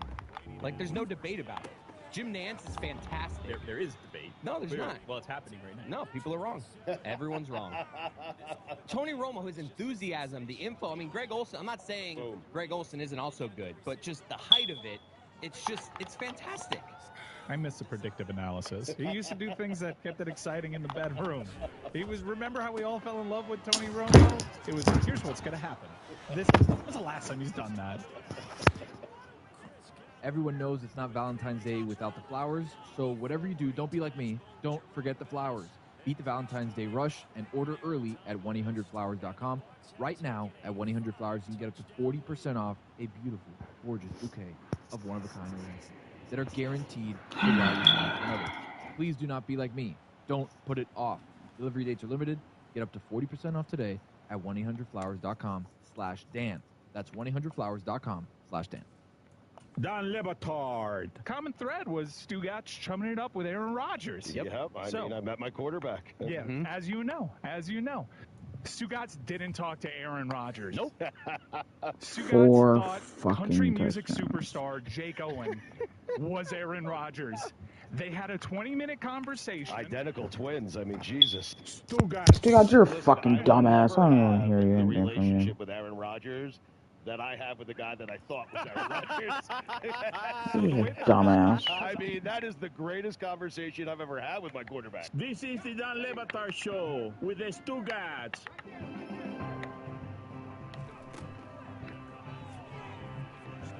Greg Olsen is the new hot young thing, and Greg Olsen may have called his last game last game there as part of that broadcast team, because that job is supposed to go to Tom Brady for $375 million guaranteed. Stugatz, I saw a sports media agent quoted anonymously, and I don't know why we would talk to these people anonymously, but CBS did talk to a sports media agent anonymously, and that agent said the following: every network would want Bill Belichick.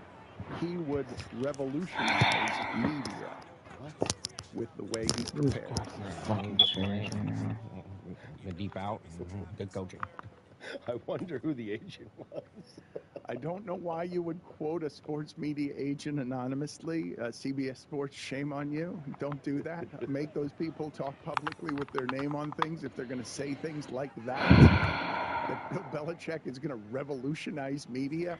What the bleep are you talking about? That's a sports media agent right there. But Belichick is going to be blocked by Tom Brady for the good job. for the job that he wants. Brady's going to be able to decide whether or not he wants to do it for $375 million. And Rich Eisen has suggested that Belichick and Saban team together on something that is the equivalent of the Manning cast, where they just break down games. You have to get them right now because Stugatz, the game evolves so much that Romo can no longer predict the plays, but Belichick still can. Right. Belichick can still. You just do can't stop him. What do you think's the most absurd offer or like email Bill Belichick's agent's got in the last couple weeks? He's got to be getting a lot of stuff like, "Hey, come on this show. You want to be on a reality show? Hey, like there's got to be some weird ones out there of just like, hey, come, like I don't know. It's got to be wacky. There's got to be one email where he's going to be on Masked Singer. Where the agent actually he's going to revolutionize the Masked Singer. The Masked Singer. That's a perfect example of like, come on, Bill. Everyone thinks of you. Everyone looks at you this way. You want to change the narrative a little bit? Mike Ryan was hoping, Stugatz. He came in today while you were doing God Bless Are Football, you and fucking he said, serious? do you think Stugatz will surprise us with a take today? Do you think he will stun us? So far, we're 0 for 1. You have taken exactly the tack that he thought you would take with Dan Campbell, where you say, you're the guy who lost the game, therefore you're the reason that they lost. What do you do, Stugatz, with the mathematical fact that next-gen stats say that in both instances he chose the most probable, best mathematical result to go for it in those situations, and the numbers I just gave you, that in plus territory, they went for it this year 20 of 24 times, and they made it 17 of the 20. So Dan Campbell says that as an assistant coach with New Orleans, he loved how afraid other teams were when Drew Brees was going for it on 4th and short, because of course you would be. And in that game, Stugatz, in the first half, I would have trusted the Detroit offense to do anything they wanted. Detroit was just gutting. They were gutting San Francisco in a way that was confusing to me to see them up 24-7. And I'm thinking when he kicks the field goal in that situation, I am thinking bury them. Go and bury them. I know you can get up by 3 touchdowns. 24-7 at half is... I know, but he could have been up 28-7 if he had played the way he has played all season. I understand why he didn't, Stugatz. I understand the inconsistency. You understand what I'm saying when I say... when you're close to the end zone, those 3 yards are harder to get because you can't get behind the defense. There's no threat of getting behind the defense. So I understand kicking in that spot because of how congested everything gets in that situation. But Stugatz, nationally, is now responsible for what some people are calling the worst take in the history of sports takes. Are you fucking serious? Because Patrick Mahomes has now been in 4 Super Bowls in the last 5 years. Yeah. Go ahead, Andy Reid. I dare you to go 14-2 and allow Alex Smith to leave Arrowhead Stadium to leave Kansas City. Go ahead, I dare you. Because of Patrick Mahomes. Because you think you could turn Patrick Mahomes into something that Alex Smith is not. Alex Smith is a very good quarterback. The audacity, first off, to do this to Alex Smith, who's been very good and loyal to Andy Reid and won him a lot of football games, to dangle Patrick Mahomes out there because Andy Reid thinks he's some sort of quarterback whisperer, which he is not, by the way. He is not, because if he was, Alex Smith would be better than he's been the last few years. So I dare. I mean, that's a record for contradiction. It's on Andy Reid. That is the only reason Alex Smith is not better than Andy Reid. That's a world record for Stugatz not paying attention to any of the things he said the sentence before. I've listened to that like probably, I don't know, 10 or 15 times in the last like 2 years. Yeah. The end gets me every time. It truly never gets old. It's like better than any twist in any movie I've ever watched. Well, thank you. If Alex Smith had that kind of defense, I mean, would have won a few Super Bowls. That take from Stugatz, because we have a rival now. We have a rival to that, the worst take on the Chiefs there's ever been. I can't get anything right with this team. Here is the rival to that, also from the Stugatz category. Dan, this time of the year, everyone talks about teams they don't want to see come playoff time. I want to talk about a team that I actually want to see come playoff time. I want to see the Chiefs. I want Patrick Mahomes strolling into my stadium with max confidence. I want Travis Kelce. I want Taylor Swift. I want the team that lost to Jordan Love.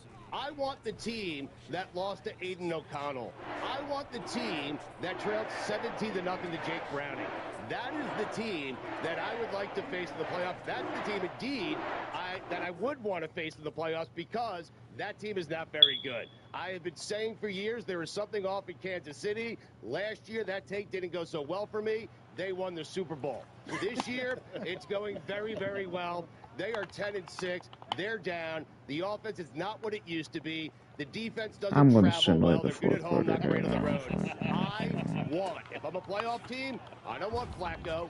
I don't want Mike Tomlin. I don't want any of those teams. The teams that I want strolling into my stadium, Kansas City Chiefs. Shocking. I still think the Alex Smith one's like slightly better. Like it's a one seed. Which is not, by the way. I don't want Flacco. I will Thank say though, you. I thought like Finally. everyone collectively decided, figuratively and literally, 2 years ago, don't bet against Patrick Mahomes. Like he will do something crazy. He will win games. He is just that good. And I've stuck to my guns. I picked the Chiefs to play in the Super Bowl because I'm like the Dan Campbell of picking Patrick Mahomes. I'm going to go for it every time. And he's going to win so many times that I'll be right more than I'm wrong. And so I feel great today because I knew all along, Stugats, Patrick Mahomes is just inevitable. The one that hurts today for me, Dan, because I was kind of right about the offense. It's not as good as it used to be. It's not as good What as the years fuck? past. Yeah, they just went to the Super Bowl with 17 points. Yeah, the defense doesn't travel is the one that's going to haunt me. I mean, that goes right in the teeth of the cliche. The defense does travel.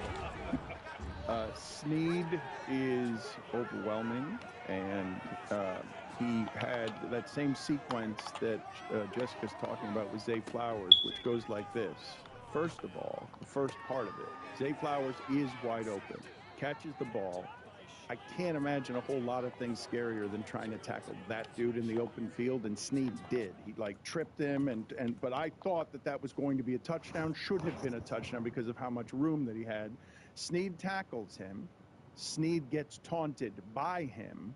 Snead then later in that series knocks the ball out at the half-yard line and frustrates Flowers so much that he cuts his hand while slamming his helmet down and is ineffective the rest of the game.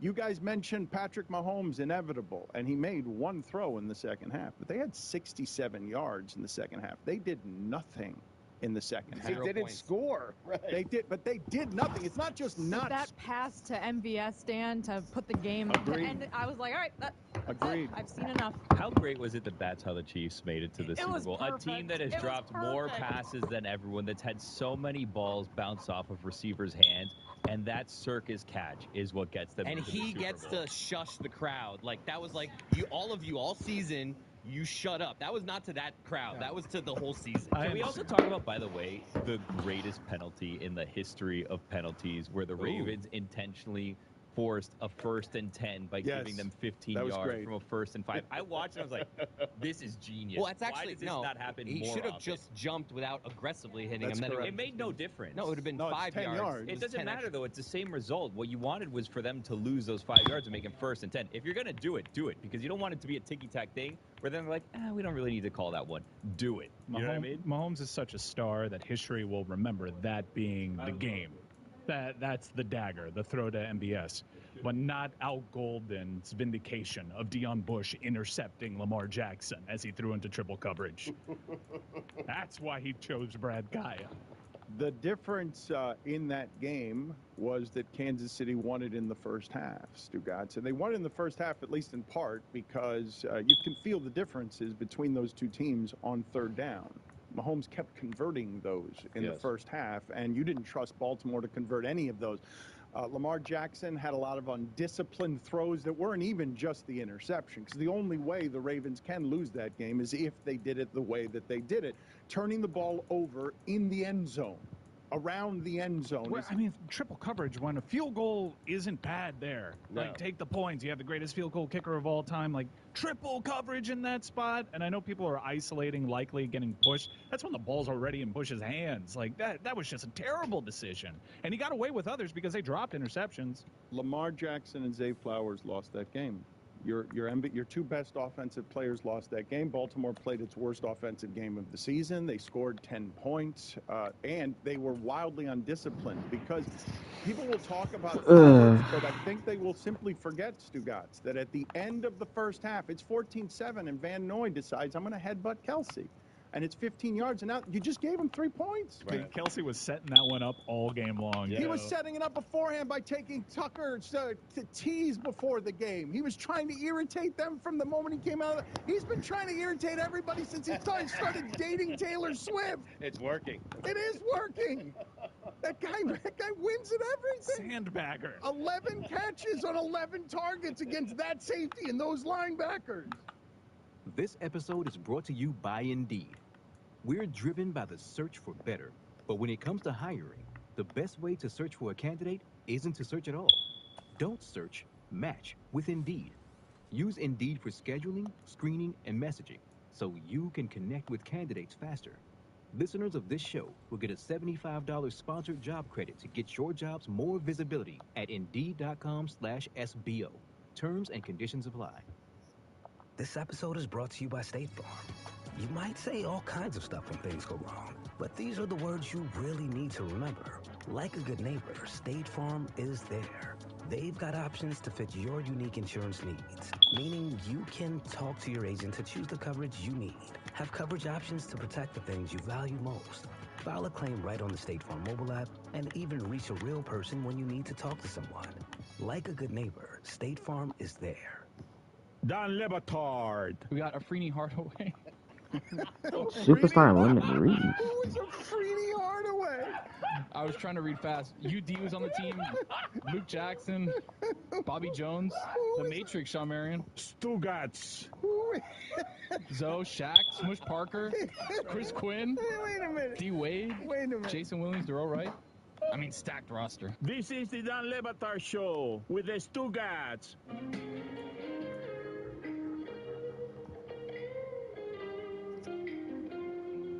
When Dan Campbell says how hard it is to get back there, and when Jessica says that Patrick Mahomes is inevitable, playoff games obviously hard to win. Road playoff games.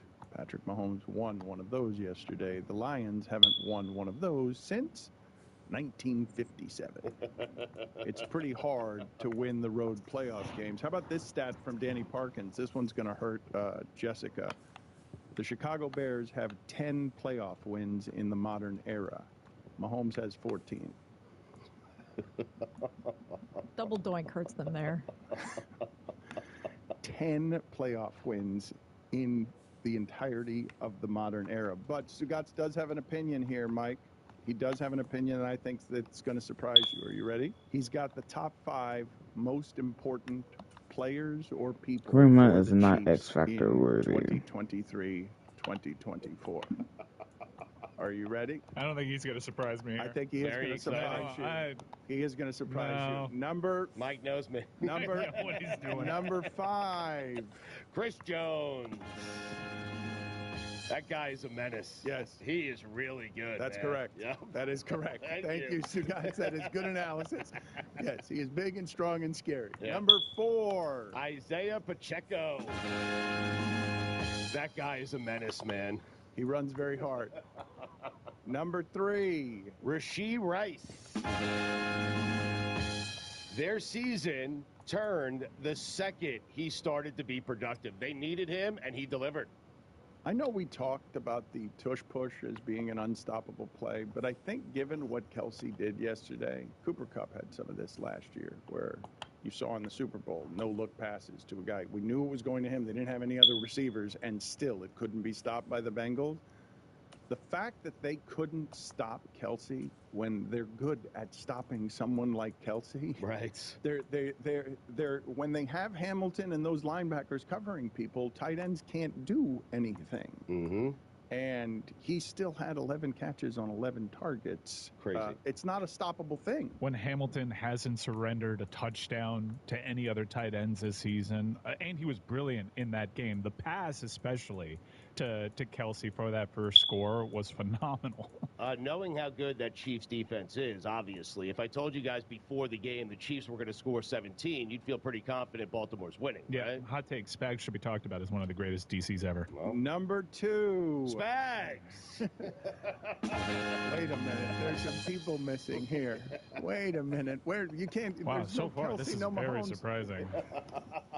And finally, number one most important people or players for the Chiefs in 2023-2024. Around the Chiefs. Zay Flowers. Around the Chiefs. No Mahomes, no Kelsey. No Snead. It's only 17 points that they scored. And Lamar Jackson's going to get dragged all day today, right? Because your MVP has to be better than that. Mm-hmm. I tried to warn him a week ago. Like last week, he was the greatest quarterback, most important player in the NFL. And this week, it started early this morning with several people, not me, but several people ripping Lamar Jackson. Yeah. He is not you, though. expected. Was there anyone else watching the game after it was 7-7 that was like, oh, it's going to be a shootout? Right. My watch party said that. They're like, oh, a little instant classic on our hands. Romo said, well, it says shootout, Jim. I love that.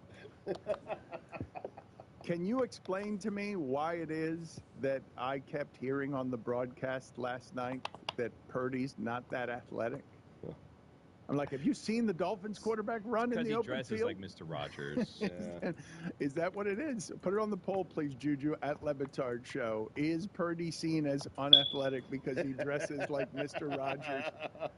Because he looked pretty quick, scooting out of the pocket to me. Oh, he has not flashed that all season long. Like, occasionally he'll scamper off and you'll be like, oh, that's surprising. But 50-plus rushing yards. What did he have, 3 fewer than Lamar did yesterday? I would have been less surprised if a UFO landed on the field. And it wasn't just like the 50 yards. It was him escaping, breaking tackles, looking strong, even though he does not look 6'1" at all out there.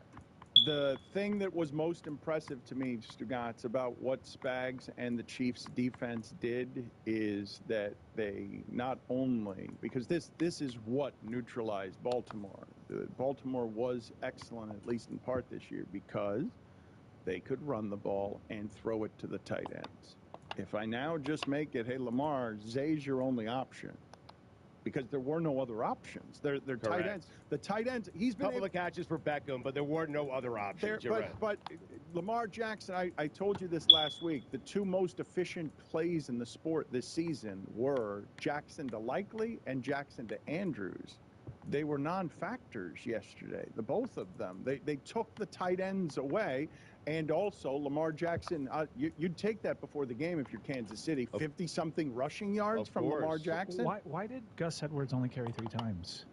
They're a great rushing team. Edwards looked good. Edwards was averaging 6.7 yards per carry. He had one long one. The last 5 games that Kansas City has played, they've allowed 3.4 yards per carry. You can't run against them. Nobody certainly couldn't pass on them. It was a 17-10 final score. They were always within a spread that said we could keep running the ball here. They have one of the greatest running threats, if not the greatest, at the quarterback position ever. I don't understand it. Everything about their offense was predicated on the run doing that and then doing well, and it's setting up the pass, and they just had a really strange game plan too. But you did hear what I said, though, right? They couldn't run against Kansas City, and if I told you before the game, Kansas City's game plan is make the MVP beat you. That's not a great game plan. But the thing is, they could run against them. Lamar averaged, there were 3 ball carriers, not counting Zay Flowers in those gimmicky plays. There were 3 ball carriers. 2 of them averaged over 6 yards per carry. They abandoned the run. They ceased running the ball, and it killed them. Jessica, you said you wanted to get in here? Well, the Bills ran pretty well against the Chiefs last weekend, too. I don't know. I guess my question for Stugotz, just to change the subject slightly here, when you saw Bob Weir on the sideline of the NFC Championship game, did you understand why people freak out when they see Taylor Swift, or no? Well, I mean, I understand it, but Bob Weir is a classic, old-school San Francisco 49ers fan. In fact, he ended the set in Mexico a couple of years ago with the Niners on the television. He said, we'll be back in a minute, go Niners. And so I do understand why people freak out over Taylor Swift. I was laughing at Taylor Swift being annoyed by the TV. You know, they kept going to her, and she was annoyed by it. She was in the back of the suite. She didn't want to be seen. Give me a break, okay? You're Taylor Swift. You don't want to be seen. You don't want people to make a big deal about you going to these games. Don't go to the games. Okay, don't go to them. I don't think she was doing that, but I will say, as someone who I'm not a Swiftie, but I like Taylor Swift. I am a deadhead. I love Bob Weir. I want both of them, like, camera feed on them the entire. I will watch. You guys can watch Saban and Belichick. I'm watching the Bob Weir Taylor Swift cast for the Super Bowl. That's all I want. Bob looks good, huh? He looks great. Yes. Not gonna lie, he's kind of hot. Thank you. Really? Yeah. Why are you taking that as a compliment on behalf of Bob Weir? I don't see. I don't He see gets hot criticized all the time. No, he's hot. This is looking great. He looks good. I mean, he's a young 80. He looks Mustache ride. discombobulated. I mean, Dan, that's the acid. Mustache rides from Bob Who said Weir. that? Sorry about that. I don't know, Stugotz, why it is that people would be that furious that Taylor Swift and Travis Kelce do seem authentically really happy. It's classic American hating. They just seem super happy together. They're winning at everything. Did you see the good news? I saw a breakdown that someone did for a group of friends because Taylor has a number of shows in Japan next week, and the last show, I believe, is on February 10th. So they were doing math to figure out, is it possible for Taylor to make it back to Las Vegas in time? Taco Charlton is not even in the NFL and it anymore. turns out, He if just the show retired. lands around 11 or 12, the flight back, I think they said it was roughly 17 hours or so, give or take a little bit, and they believe that Taylor will be able to arrive in Las Vegas Saturday night around 8 or 9 p.m. So should be able to make it to the game on Sunday. So Taylor should be able to make it there, guys. Video is telling me that Bob Weir looks like Heimerdinger. I don't know that character, but that's Ike what you're McFarland is not an X Factor. He's a normal dude. He's been a boss. Stand directly, please. Wait, can I ask you a question, though? It's like the fourth time I've asked. This guy is 76 years old, okay? 76 years old. He was part of the acid test, okay? They would sit around, take acid, they'd play music, get creative, come up with music. He has taken so many tabs of acid, so many mushrooms, so many drinks, smoked so much pot. And at the age of 76, does he not look good after all of that? I mean, he looks 106. His face looks a little bit crooked. His mouth looks a bit crooked. Just there's a lot. He looks like a Dr. Seuss character. He does. He looks like a Who. He was on And? Stupidity, I think, last year, the year before. When Stugotz accidentally broke some news with him. Bit of a yammer. Guy can talk, man. Trying to get him on God Bless this week, Please though. don't. I'm trying. Don't not. Do Why? Let's have him on the show. What is Dan going to ask Bob Weir? You want him on? Let's do it. Not for After hearing him talk, I understood why their songs are 30 minutes long. His songs also yammer. put it on the poll, Juju, at Levitard Show. Do Bob Weir's songs also yammer? Who do you guys like? Come on. You don't like Taylor Swift. You don't like Bob Weir. Get out of here. The only thing America likes today in unison is field goals. You should have kicked them, Dan Campbell. Everybody agrees. All of a sudden, we've got a place in sports where everyone agrees. Jessica, it's you and me over to the side being like, why does everyone want Dan Campbell now Rankins is not even that good of a be player anymore. Dan, we're disappointed because we fell in love with Dan Campbell. We fell in love with this Lions team. If the Lions can do it, any team has hope, right?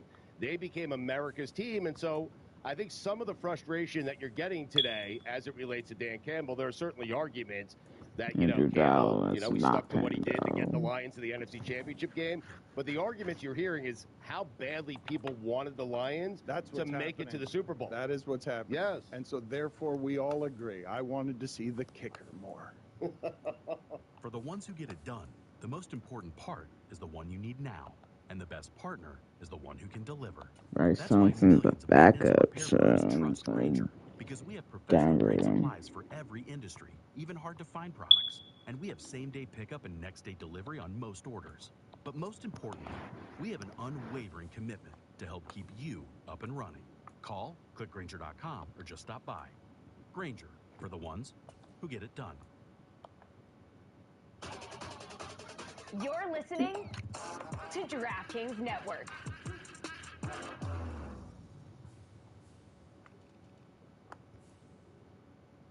Folks, this year the big game is not just for football fans. It's time to go all in on food. Tums and DraftKings have teamed up to create a free-to-play pool so you can get in on the action and keep on snacking. There's a share of $10,000 up for grabs. To take home the cheddar, just make the right picks about America's game day grub. Play free in the Tums Prop Bites pool on DraftKings to score big without the burn. Learn more at TumsPropBites.com. Eligibility restrictions apply. Void where prohibited. See DraftKings.com for details. Welcome to the Big Suey, presented by DraftKings. Why are you listening to this show? The podcast that seems very similar to the other Dan Le Batard podcast. I'm sorry, I'm not going to apologize for that. In fact, the only difference seems to be this imaging. I have been tempted in restaurants just walking past tables to grab somebody's fries that if they're just there. That hasn't happened to you guys? I've done it. And now, here's the marching man to nowhere, Fat Face, and the habitual liar. Billy, do you think that anyone in Ravens in-game festivities or marketing, when they brought out Terrell Suggs emotionally late in the game to fire up the crowd and show his championship ring off to people, do you think that anyone in Ravens front office or marketing took inventory of the fact that the last championship Terrell Suggs won, it was for the Kansas City Chiefs? I don't think that they were thinking that. I'm also just learning this information too. I knew that because it was the Super Bowl that was down here, and I had the task of, for ESPN Radio, running around and handing my phone to players so that they could join Mike Tannenbaum's Super Bowl recap live on ESPN Radio. And I got Terrell Suggs. He was the person that I got. I ran up and I gave him the phone, and he got the exclusive with Mike Tannenbaum right after the game. And I was very nervous, one, that my phone was going to die, two, that I wasn't going to have reception, and three, that he was just going to run away with my phone, because I heard stories headed into it that players had taken people's phones before. They just got so excited, and they went into the locker room, and then you don't have access to the locker room, and then your phone is gone, and then you have to find someone that can go in there and find your phone. It's a whole thing. So it was a very stressful thing. It was my first time that I was covering the Super Bowl at the game, so I didn't want to let the bosses down. So I got Terrell Suggs, and then he's not going to play ever again. But I heard they were very excited because they got Terrell Suggs before he was on TV, which is a big get, even though he didn't really factor that much into the game. People do seem to be freaking out about this being a rematch from the game that happened like right before the COVID-19 shutdown during the last election cycle. So I don't know. Maybe this will like undo the curse. Maybe the Niners win this one and things go back to normal now. It's Probably weird. Not. It feels like a nostalgic Super Bowl, even though they last played 4 years ago. So much about the world has changed since their last matchup that I'm a little worried something bad is going to happen 4 weeks after the Super Bowl. Can't get worse. Is this where we're at, where we're now afraid of things that are imaginary? Yes. We've been there, Billy. Really? You think that if the 49ers win, it's not going to undo COVID? I have bad didn't news know for I was everybody. doing the show with John McClane. Maybe my great aunt will come back to life. Who knows? Kansas City in that game, I think people get forgetful about how badly outcoached Kansas City was in that game. They don't have Tyreek Hill anymore, and they converted some 3rd and something ridiculous to Tyreek Hill with a flutter ball. Yes. But like with Garoppolo, San Francisco was a pass away from winning that game, and Kansas City had to come back because they got smothered with a much better offense than the one they're going into this game with. They got smothered most of that Double-digit lead in that one. I think it's the 5th time in NFL history there's been a rematch of coaches in the Super Bowl. And, of course, we have Tom Coughlin beating Bill Belichick twice. But all 4 other times, the coach that won the first time won the second time. That's amazing. I'm just ready for all the AI-written blog posts and articles on they showed you why they went with Brock Purdy over Jimmy Garoppolo, because when it came time to make the throw.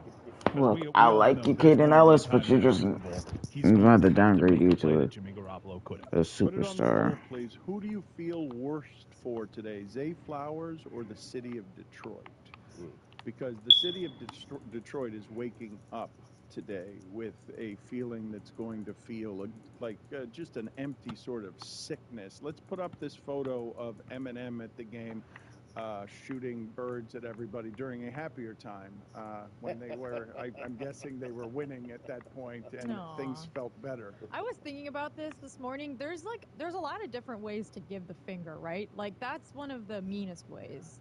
That's like a I really with the don't saddles, like you. with the yeah. Double sides, kick the stands. side. Exactly. That, If you just do like one solo finger, it's like, oh, like hee hee.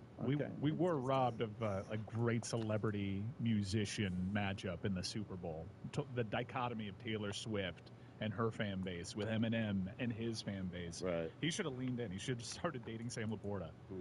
Can you show for me, please, on video, because I don't know what happened here, Stugotz.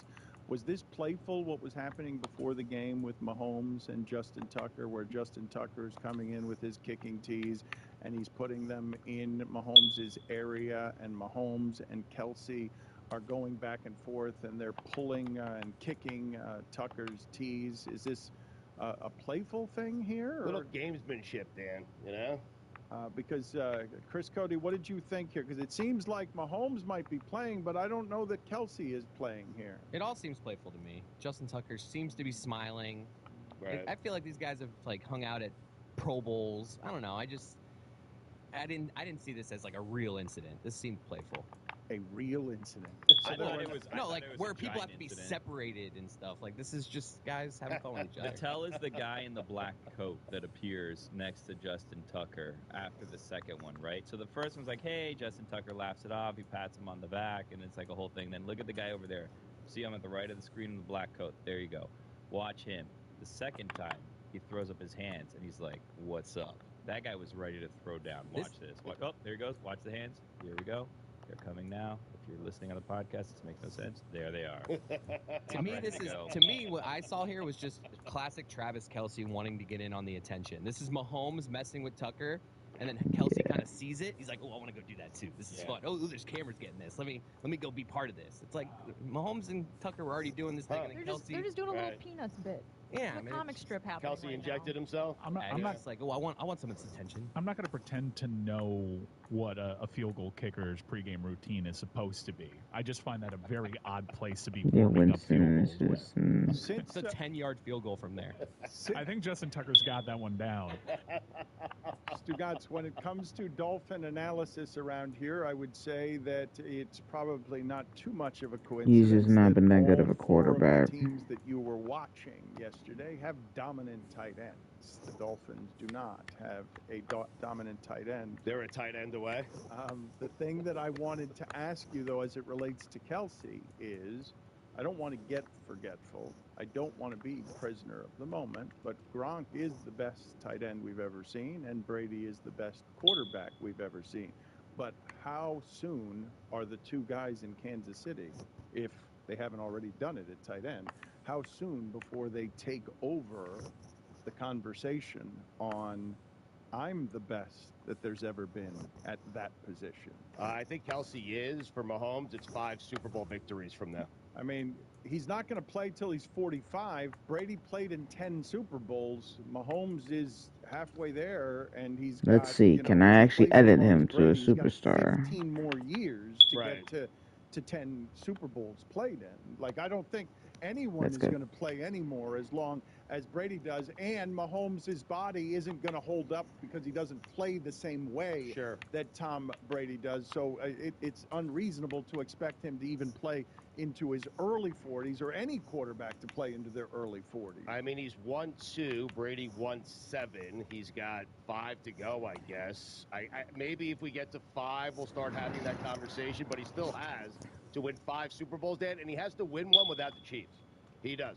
He has to get to 6 with the Chiefs and then go to a really bad team and win a Super Bowl in his first season with them, and then we can start discussing. You'll always be able to say that Brady was 2-0 against Patrick Mahomes in the postseason, and one of them in the Super Bowl. The only 2 losses that Mahomes has, he's 8-2 when he falls down in a playoff game by more than 7, and the only time he hasn't been able to recover is against Tom Brady. But Stugotz, you are someone who consistently, when it comes to quarterback play, you will never put anyone other than Brady there, because all you do by way of measurement, I understand it, is winning. Winning, winning, winning. Even though Tom Brady won one of those Super Bowls scoring 13 points. But he won. Yes. But I would say there are many people watching football these days who would say that the skill set that Mahomes has for a quarterback is better than Brady's. I think a lot of people listening to this would make the argument that he can beat you in more ways, and now he has this thing that Jessica's talking about at 28, which Brady didn't have this at 28. He's inevitable. He's 4 of the last 5 Super Bowls, right? Because don't bet against him. He's hard. This one is tough to come by. Brady got that later in his life. He didn't have it. His first Super Bowl run, Brady threw 1 touchdown past the entire playoff run. It took him a minute to get to where Mahomes is now. Mahomes is further along now than Brady was at the same age in terms of just evaluating the skill set. Dan, you're right. Brady, that first season, the first Super Bowl, he replaced Drew Bledsoe. He was a game manager. I mean, that's really what he was. And Bill loved him because he didn't turn the ball over. And they ended up winning a Super Bowl. But Patrick Mahomes is not the reason. Dan, every team's different. And sometimes you need help. And Mahomes is no different. And this year, the defense is really helping him out. They are helping him out. But what you just said about Brady, just don't turn the ball over. That's what Mahomes did yesterday. 100, and Lamar did. But that's why they won the game. Baltimore's defense isn't just great.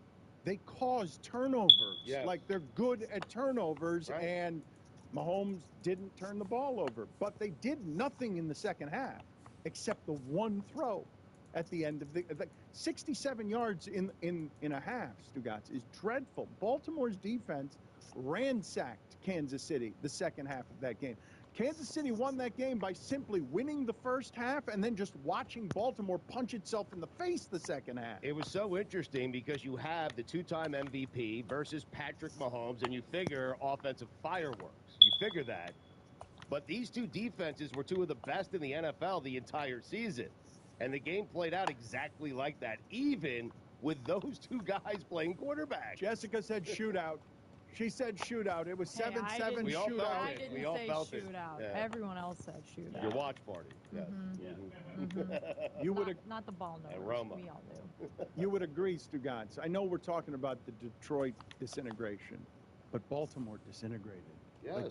Like, the taunting, the penalties, the stupid penalties, the turning the ball over twice in that kind of game in and around the end zone. I know Detroit, because they were the last game and because they were up 24-7, are going to be accused more of disintegrating today. But the way Baltimore played was super immature. You know how I know the Chiefs are good? Because they did the fumble into the end zone and they still won the game. That's inevitability. Hey folks, it's Mike Ryan. And as you know, Miller Lite is my favorite beer. So when I have friends in from out of town like I had last week and the weather is a brisk 68 degrees outside, we went out and I cracked open those beautiful white cans. Moments like this are made even better by just pairing. Hard. Did you watch me at NC State? I was all ACC. I don't have necessarily the mobility, but no one can see over the line like me. Michael, the ACC network job is a good job. It's a stable job. I'm ready to pack it in. I've got a lot of good football left in me. My footwork is underrated. I can step up in the pocket with the best of them. No one can scan the field like me. But wouldn't it be nice to be around the family more often and not have to worry about any injuries? Babe, just give me one more season. Stugotz. Tell you what, I'm not going to therapy. I'm not. Therapy is not happening. Sorry. You need to work on you. There's one person pulling the rope for this family right here, and it's Mike Glennon. This is the Dan Le Batard Show with the Stugotz. Stugotz, there are a number of things about Brock Purdy that I find puzzling, including the way all of the measurements at that position have changed over the last few years that make it hard for people to identify whether the quarterback is good by himself or whether he's a product of the system. And then we start doing the pie chart on how much of this is he responsible for, how much is the coach responsible for. But nothing is more confusing to me about Brock Purdy than the incredible passion people have about wanting him to not be as good as some others think he might be. This is the last pick in the draft. This is an underdog story. This has some of the Tom Brady elements to it. And when Tom Brady started, He was a system quarterback. Yes. And then he got so many reps that he became what he became. But I am genuinely puzzled. Why wouldn't you root for the guy who was the last pick in the draft to be great, unless the thing that's most important to you is that your assessment of how good someone is has to be exactly right without any dilution by degrees, and that's the most important thing, not that the guy who's kind of a great story seems to be pretty good and is exceeding every expectation except for yours because you don't want him to be better than you think he is. You nailed it. I don't get that. Like, what's happening there? And give me someone else that the coverage of that person is like that. There are some people, Shannon Sharp among them, so invested in the idea he shouldn't be the reason they win, when yesterday, kind of the reason they won. A lucky pass. I mean. Okay, but kind of the reason they won. The same pass that Garoppolo didn't get lucky on in the Super Bowl and lost to Mahomes. Right. He got lucky that it bounced off a face mask and he advances. But you understand what I'm asking you, right? I don't get the coverage of him. Why root against this person being excellent? Why root so hard to be right that you want him to lose that game? I think this person was going against America's team yesterday in particular, and everyone wanted to see Detroit win. Therefore, they are not happy that Brock Purdy not only won, but was a reason. I'm not talking about just yesterday, though. Because, Dan, it's all the coverage of Purdy. I'll explain it to you. I think there's a tinge of jealousy because Kyle Shanahan makes it look very easy and does a lot of winning with average to below average quarterbacks in people's minds. Jimmy Garoppolo, Brock Purdy. Why can't I have a coach like that? That guy is not that good. That coach, that system makes him good, and that frustrates a lot of people. It's this thing we're doing with quarterbacks, and I think Purdy is the perfect example of it, because you can have a circular argument about, like, but Shanahan, but the 49ers, but Purdy, but Garoppolo, but Trey Lance, and then you end up back at Brock Purdy doing a really good job on a team where, yeah, like, we're giving him credit. We're not giving him credit when they win, but when they lose, it's because he played bad. Like half of the Packers game last week. And so you just end up back where we started every time a conversation starts about him, because no one knows really how to discuss the fact that, like, he's very good. He's doing a job that's very hard. And for the most part, he's doing it really well. And things that he excels at, not everyone can do. However, he's not doing the things that we can just look at and be like, wow, like, look at that throw by Patrick Mahomes. That was insane. No one else can do that. Or look at that run by Josh Allen. Like, how does he steamroll defenders like that? And he just ends up in this weird place where we just don't know how to talk about. There's just no pleasing people for him. He was getting mocked for his outfit yesterday. And I think we have a shot of it. It's a totally fine outfit he's wearing yesterday, and just eviscerated. If this is bad, I have no shot at life. If we're getting made fun of for this, like, what's wrong with this? It's not that it looks bad, but it does look like he is headed at 5 in the morning to his crew meet at Oxford. Like that. Well, it's a quarter zip, just to describe it to people not watching. It's a blue quarter zip, but then he's got like a warm shade shacket on with big pockets. It's a little bit of a. I guess I to get me, what they're this saying, is just like Chris. this is just don't comment on it. It's not great fashion, but it's not terrible. Like, to me, that outfit is just, nobody should say anything about it. Just let him live his life. It's Brock Purdy. But if this is getting mocked, there's nothing he can do. No, but it's like the blue and the tan thing don't go. It goes. Shit, that's what I'm wearing today. I'm stunned at the discourse around him, primarily because there is a discourse around him. You couldn't find a more unassuming looking or acting person to have such passion behind the debates, where I think we can all agree it's really cool. Mr. Irrelevant got to a Super Bowl this early in his career. But the Lions would have been cooler, I think. But it started like midway through the season when the MVP conversation, I think, is what really like wrinkled a lot of people. The fact that he was part of that conversation at all, even though a lot of times by default, like, the quarterback from the best team in the NFL gets considered for the MVP. And at that point in the season, the 49ers were really standing out in that aspect. So I think that's kind of where it all started. But also, like, I think this was a little bit of the conversation last year too. And as you saw in the game where he broke his elbow and like in the NFC Championship last year, like, that, obviously they had to put in their 4th-string quarterback, so it made a huge difference. And then he came back from a horrible injury this year and is still leading his team to the Super Bowl. And it's like there's still some weird conversation to be had about it. Even like I'm with Mike, I kind of want to just be like, Cool. Good for him. That's cool. No, Mike is right. Mike's on the right side of this. We should all be celebrating this. The fact that this guy is headed to the Super Bowl.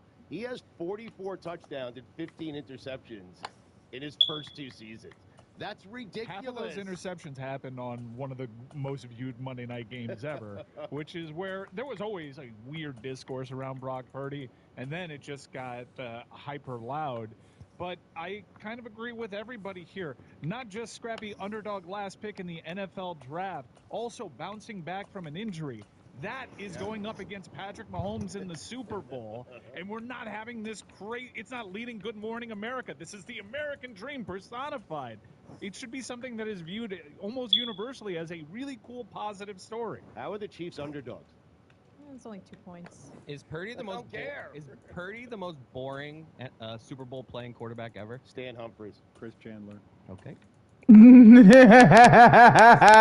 I do think that it's like, well, Brock Purdy were on the Chiefs. Like, they wouldn't be in the Super Bowl. And it's like, well, he's not. And his team is in the Super Bowl. And that's pretty cool. So what are we doing?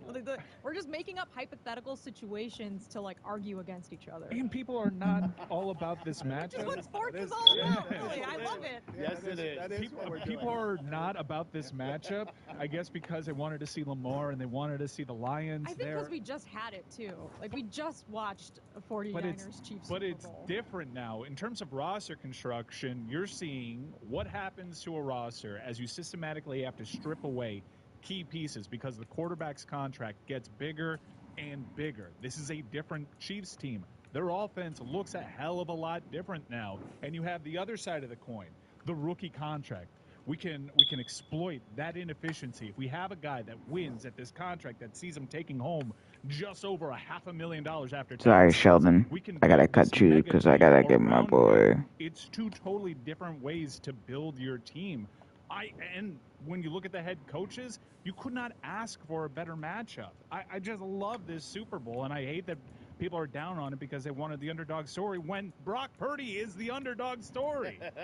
I feel the way about, if I could make a comparison that maybe some people won't like, I feel the way about Brock Purdy that I feel about Barbie. He's doing a good job. He's done really well. He's good. Barbie, good movie. I liked it. I don't know if I need to say more than that. People are gonna get mad at me no matter what, but they're both good. Dan, I'm worried about fashion next week when we started this talking about what Brock Purdy was wearing. That's what I'm saying. And I'm a little bit worried about the circus that is going to be this cruise fashion shows that everyone's going to be putting on for themselves. Like, I See, feel you like... can't just show up like Brock Purdy. Like, I want to be like Brock Purdy. Let me just wear something no one can. Exactly, But it's no. got to be all like a Tony with their style. Like, I've been planning my outfits for Vegas for like 6 or 7 weeks. Dan, I'll be wearing this. You got your outfits planned for Thursday, Friday shows, Dan? The stylist is on it. I have a lot of concerns in general about everything Super Bowl related. Billy was telling me, and I don't know which one we wanted to root for, that we were very close to having a Detroit Lions hotel because Circa evidently has a lot of Detroit Lion connections, and we were very close to having a huge party atmosphere where it is that we were independent of anything that we were doing. I was told that the owner's from Detroit and is a big Lions fan, also a big fan of the show, I was told. And had the Lions made it to the Super Bowl, I imagine that would have been like Lions Central, and it would have been a home base for the Lions. So early in that game, it was like, wow, this is going to be a very rowdy atmosphere if we're at like an unofficial team hotel. But then the Lions didn't win. So Can we talk about the fact that Nina might have jinxed them? Did you guys see her tweet? I hate jinx stuff, but please. She tweeted, "I can't believe we might start and finish the season with a Lions-Chiefs game." So might, she limped in with the verb just might. don't say and anything. Might is a You don't jinx. say anything, You don't Dan. say No, anything? nothing. Okay. But everyone's planning. Well, she didn't say might. I didn't read it verbatim. Everyone's planning these fashion shows. Has anyone looked at what the weather might be? Because yesterday I saw videos from Stadium Swim, and it was a beautiful 70-degree day, and it looked amazing out there. But people forget that Las Vegas can get cold. Well, let me ask the question of the group here, because this is chief among my concerns, and I've got many of them. How much, put this on the poll, please, Juju, at Levitard Show. Do you trust the 14-day forecast? because I haven't checked since, but 14 days ago, this is what I saw, and it mortified me. Everything 12 days out is fine. Then it grows to 40 and 50-degree weather with 18 and 19 mile per hour winds, and the sun gets covered by clouds in the 14-day forecast. But I have Don't no look today because it's supposed to rain. I have no earthly idea how accurate the 14-day forecasts Weather people make are. that shit up all the time. Don't worry about yeah. it. It's it doesn't accurate. matter. It's Day to accurate, day. Dan. You don't need to. Don't There's pay a cold attention. front coming in. Yeah, allegedly until it doesn't, and then I never said that. I think they have an idea like through 5 days, but once you get to like day 6, 7, 8, 9, 10, 11, 12, 13, but they're guessing. It's a guessing game. Day to day is a guessing game. They have I'm no telling you. idea. Exactly right. You can throw whatever weather at me. There is no such thing as a bad day in Vegas. I was out there for a Skylar Thompson playoff start, and it was 45 degrees, and the wind was howling, and I was at Stadium Swim. I had an amazing time. The internet says a 7-day forecast has an 80% of the time. 5-day forecast, 90%. But anything a 10-day or longer is about half right. Thank you. None of that's true. If you'd like to freeze with us at Stadium Swim at Circa Hotel, February 8th and 9th at 10 a.m. Pacific time. By the way, we can now gear this towards markets. Kansas City. And I know Stugatz is quite the popular figure among the 49er faithful. I should be. No, they hate you. We're going to be out there at Stadium Swim. Both fan bases. Why would they hate me? Yeah. I gave the Chiefs the motivation they needed. I did. CircaLasVegas.com/Levitard to reserve your tickets now. Needless to say, you don't play favorites, but every family has a natural unspoken hierarchy. Longest legs up front, shortest kid in the way back. And the one with the best attitude, right smack dab in the middle. Sorry, buddy. The first ever Lexus TX is a 3-row SUV where everybody wins. With loads of elbow room, cargo room, and leg room. For everyone, no matter where they sit. This is a new era of 3-row luxury. The Lexus TX. Experience amazing at your Lexus dealer. State Farm helps you score an affordable price when you bundle home and auto insurance with the Personal Price Plan. The Personal Price Plan lets you call the plays so you can choose the home and auto insurance coverage that fits your need at a price you can afford.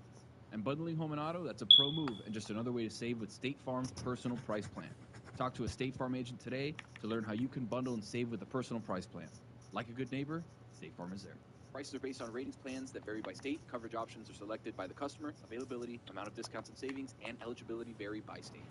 Don Levitard. Kiss me where you bruise me. Really? Yeah. Really? Taste me on that fleshy part. Taste me, not touch me. Taste me on that fleshy part. Wow, Bruce. On that Stugatz.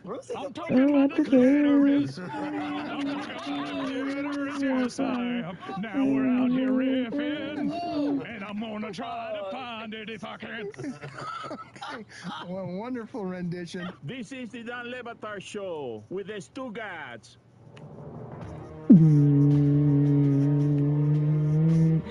Possibly go wrong with a lot of electrical equipment in rain.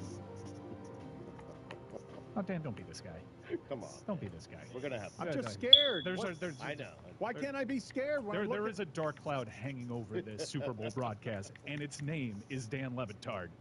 There is no such thing as a bad day in Vegas, as I just said. You'll still find a way to sweat. Let's have fun. There's also pools around Yeah. us, so like there's going to be water there regardless. Let's lean in. I almost rather it be 36 degrees and howling winds. Let's make it memorable, guys. Got to dig deep. Yeah. I know that it's going to be cold because Chris Cody's been texting me, asking me like, "Hey, what should I wear?" No, I was just like, what are you thinking? I just picture her being on top of it with like the temperature. What are you thinking we're gonna get? Because I'm looking at the forecast, but it's like, Jess, what are we gonna get? Welcome to week number 3 of the 2026 season on the Madden NFL 23 Simulation Engine, presented by Frostware. Is that not the coldest that it's been in South Florida? I understand you're wearing shorts, Jessica, and this is shorts weather for you, but is this not the coldest South Florida day we've had? Because I'm assuming that Chris Cody has things in his closet that don't get used for years at a time, that he's going to be breaking out something that usually doesn't get worn because we don't have cold days in South Florida. No, I bought some stuff because I'm feeling the pressure from around here to look stylish. Just the Tony and Mike Fuentes on Mystery Crate. Yep. Well, Dan also got a stylist, and he establishes the bar. You're wearing a hoodie. I've never seen you wear a hoodie before. I mean, what's the big This deal? is one of my Today you really brothers. mailed it in. Your This stylist is is going to be mad. One of my brother's hoodies, and my wife is my stylist. I don't have a stylist. Oh, so you just confirmed you have a stylist. I mean, she bought me clothes for our anniversary and for my birthday and for Christmas. What does she charge you to be your stylist? Everything. She gets all of it. But it dips into the 50s, and we don't have clothes for that down here. I went on a date I wanted to tell you guys about on Saturday that was magical because Does your wife know?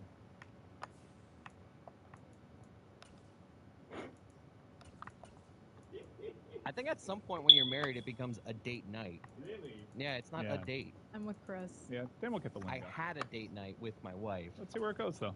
Sorry. No, you're not. Dania is where it went. Oh.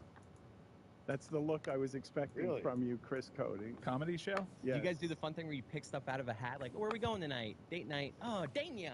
No, we were going to the Dania Improv, and we left a couple of hours early. And when you leave a couple of hours early for Dania, there's not a lot to do in Dania. Just highlight. They still have that? Well, they have the Fronton, which has been modernized. You wouldn't recognize it if you went there. It's a legitimate casino now. But we were headed over there, and we saw on a billboard a concert was happening right then, that minute, as we were driving by. And so we're like, all right, this should be funny. And that's how Saturday night I ended up at a concert for Quiet Riot. Nice. Celebrating 40 years of mental health.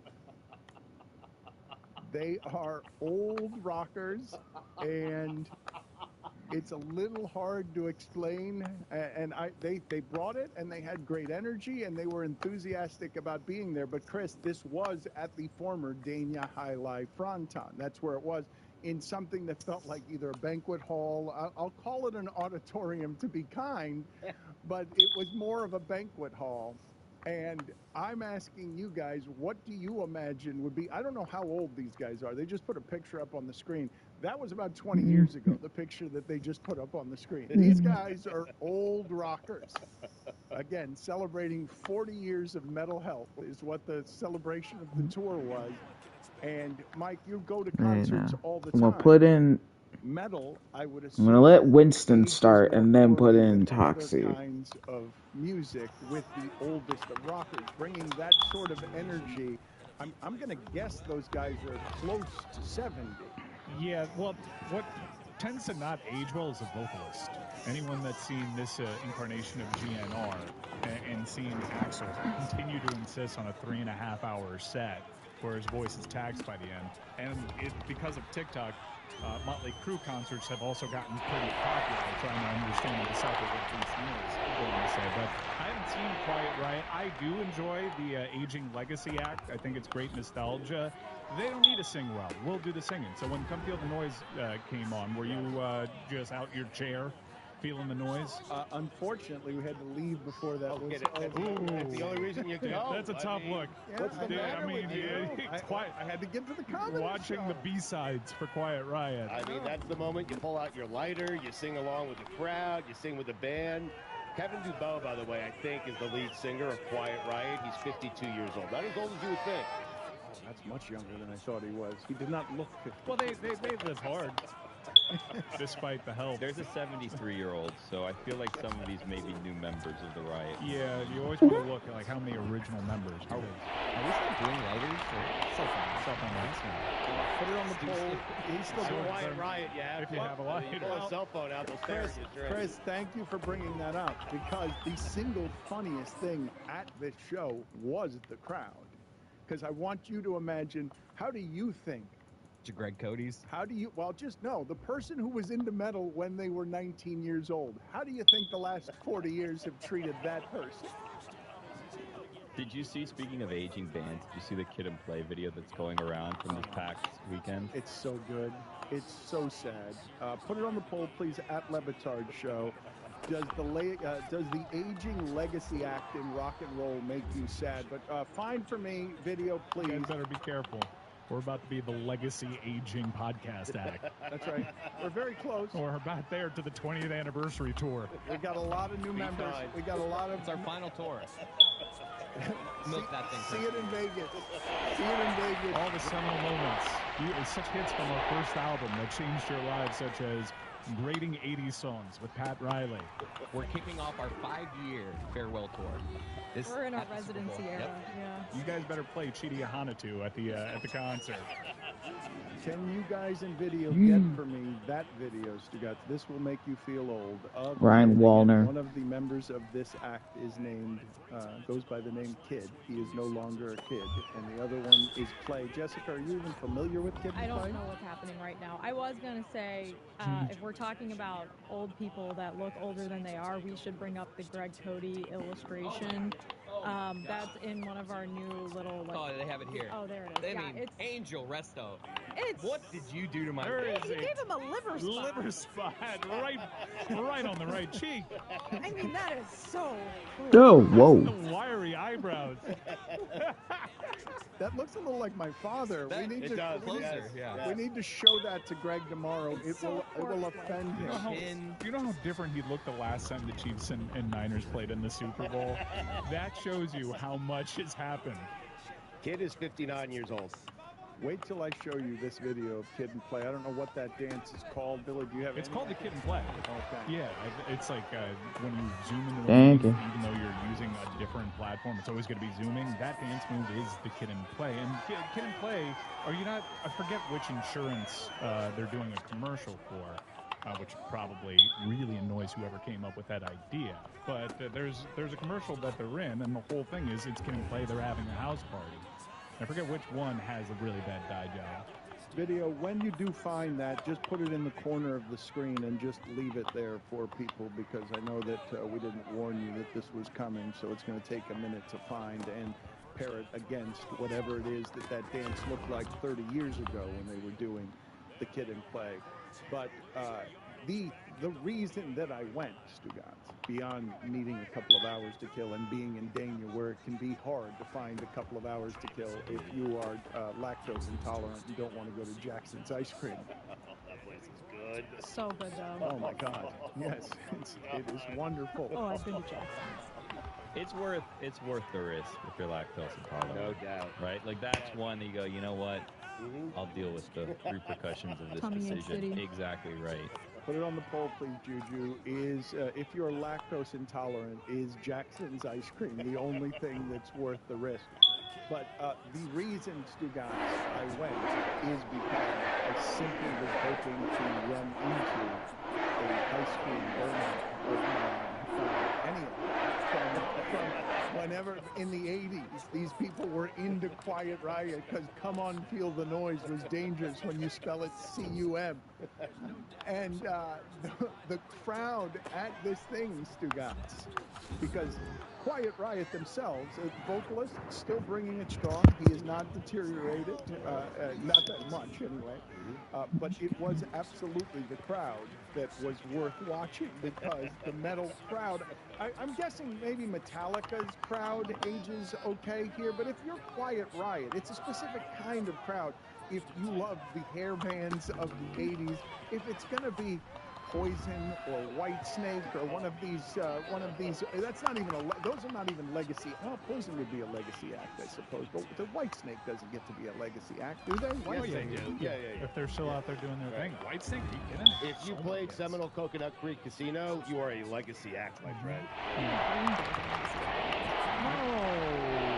Put it on the poll. Is Green Day so old that they're a legacy act? 9 touchdowns over the last 2 games for Tom They're still Brady. out there getting contemporary airplay on alt rock stations, but yeah, it's not an insult to say you're a legacy act. If anything, it's a compliment. I don't know why people would take exception to that. I go to a music festival in Daytona every year called Welcome to Rockville, and occasionally you'll see like a cross section between like alt metal, new metal from the early 2000s, and legacy acts. I'm watching Judas Priest there, and I can't wait to see them. Stugatz, here you go. Watch on the screen here. These used to be young people. Kid and play, dancing and doing the kid and play dance here.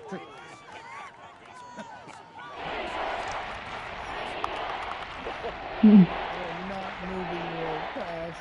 Let's see you guys do it. Look for the hamstring grab at the end. Oh, he pulled the hammy. One more time. Stay with it for the pulled hammy. Right at Come the end. for the Look kid at and the play. right, Stay for the pulled hammy. Look at play after when he goes to start singing. Is it slight grab? Wait, hold on. He plays it off. It's a little bit. Hold on. Hey folks, it's Mike Ryan. And as you know, Miller Lite is my favorite beer. So when I have friends in from out of town like I had last week and the weather was a brisk 68 degrees outside, we went out and I cracked. How are you hogging me down? And I knew immediately it was the right call. It made the conversation, bonding with friends, easy and fun. I love spending time with my friends drinking Miller Lite because not for 1 second does anyone have to think about their drink. Moments like this are made even better.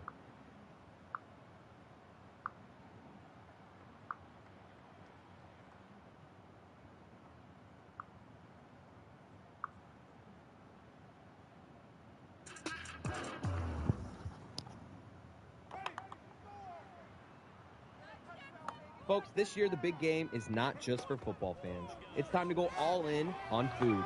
Tums and DraftKings have teamed up to create a free-to-play pool so you can get in on the action and keep on snacking. There's a share of $10,000 up for grabs. To take home the cheddar, just make the right picks about America's game day grub. Play free in the Tums Prop Bites pool on DraftKings to score big without the burn. Learn more at TumsPropBites.com. Eligibility restrictions apply. Void where prohibited. See DraftKings.com for details. This is the Dan Levator Show with the Stugatz Podcast.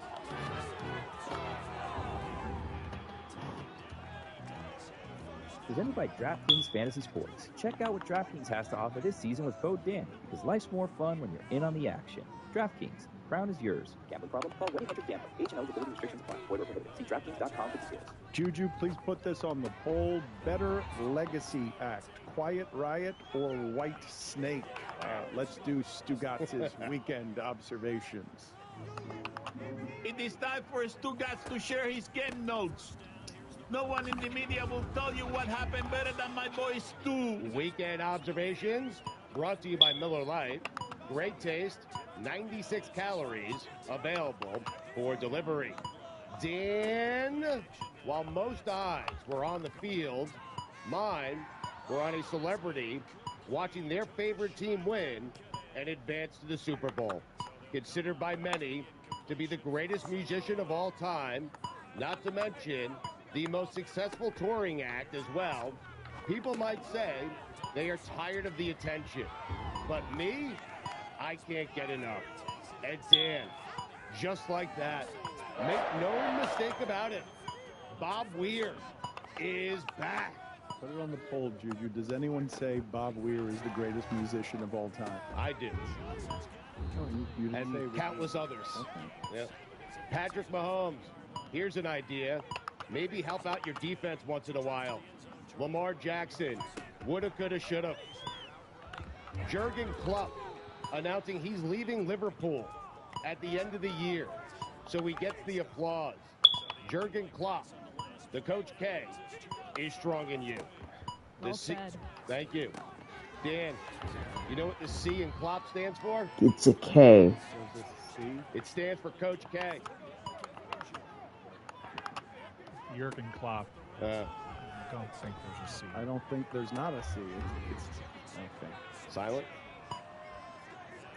Jurgen Klopp, if you're so great, come to the MLS and do it against Messi. 24-7 Lions in the first half. 27-7 49ers in the second half. Tale of two halves. Wow, look at you. I didn't even ask you that. How'd you know I was going to ask? That's incredible. Yes, because you're you. Maybe I wasn't, though. I mean, oh, interesting. It changed my game. You know, I'm sorry. You know what else was a tale of two halves? The Lions watch party. You see that at Ford Field? Oh, man, I felt so bad for those people. I mean, they're going to be sick for a month. Yeah. Lamar Jackson, I knew you were in trouble when you walked in. If there's one thing I know about Steve Spagnuolo, it's that Steve Spagnuolo is going to dial up a game plan. Spags, what he does. I thought we only dialed up blitzes. We dial up game plans, too. yeah. I thought the phrasing dialed up is for a blitz and only for a game plan as well. Okay. Kansas City Chiefs, the last great American dynasty.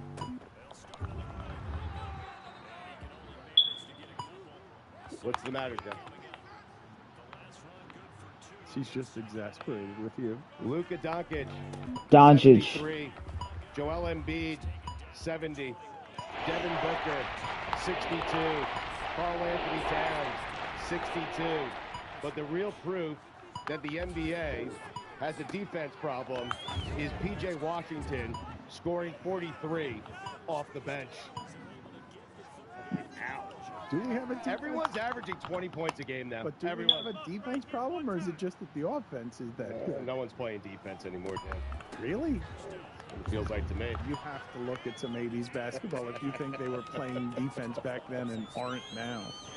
Death, taxes, and Duke squeaking out a win at Cameron Indoor after getting bailed out by the refs.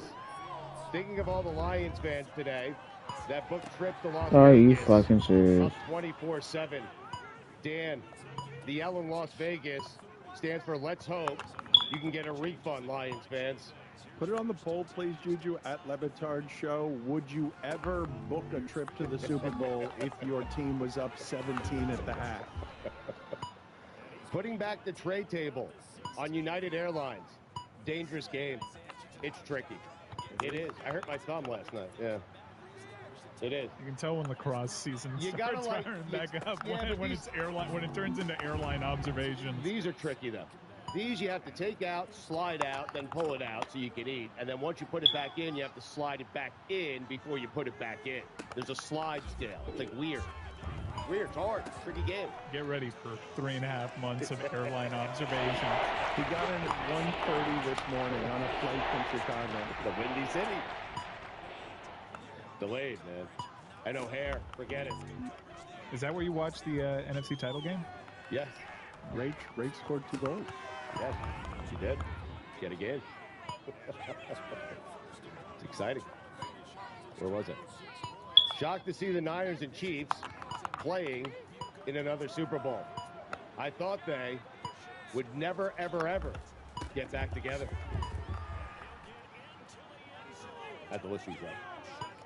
Really, you don't know Taylor Swift lyrics off the top of your head? Going to be a cruel summer for Lamar Jackson. He's delivering them seamlessly. Oh, God. Back away. Marquez Valdez-Scantling never makes it look easy. Even when catching the football. It's a heart attack, that guy. Detroit Lions, a head coach away. C.J. Gardner-Johnson waving goodbye to 49er fans in the second quarter. Hey, C.J., you counted your chickens before they could convert a 4th down attempt. In this week's edition of Hold or Old, Jameer Nelson's son is on TCU. He poured in 30. Nelson was so good. I saw during one of the bowl games, I saw there was a Blades brother running around, I think, for Duke, and it was Al Blades' kid. It wasn't even Brian or Benny. What? It's like the son of the son. He played at Miami for several years. You just found out about him? You know what the F in Zay Flower stands for? Fumbled at the goal line. Dan, I don't know if you know. Wow, what this is week, that? UNC and Duke. And UNC is a top 3 team. Since I mentioned Blue Bloods, Miami, hard-fought win against 12-8 Pitt. Righted the ship. You needed that one. Ed Cooley leaving Providence for Georgetown, but asking Providence for a bonus check for the energy he brought there. Ed Cooley, the Stugats, is strong in you. The E in Ed Cooley stands for energy. 0-3 since the trade, 30% from the field, 14% from 3. And a team worst minus 58 in 90 minutes.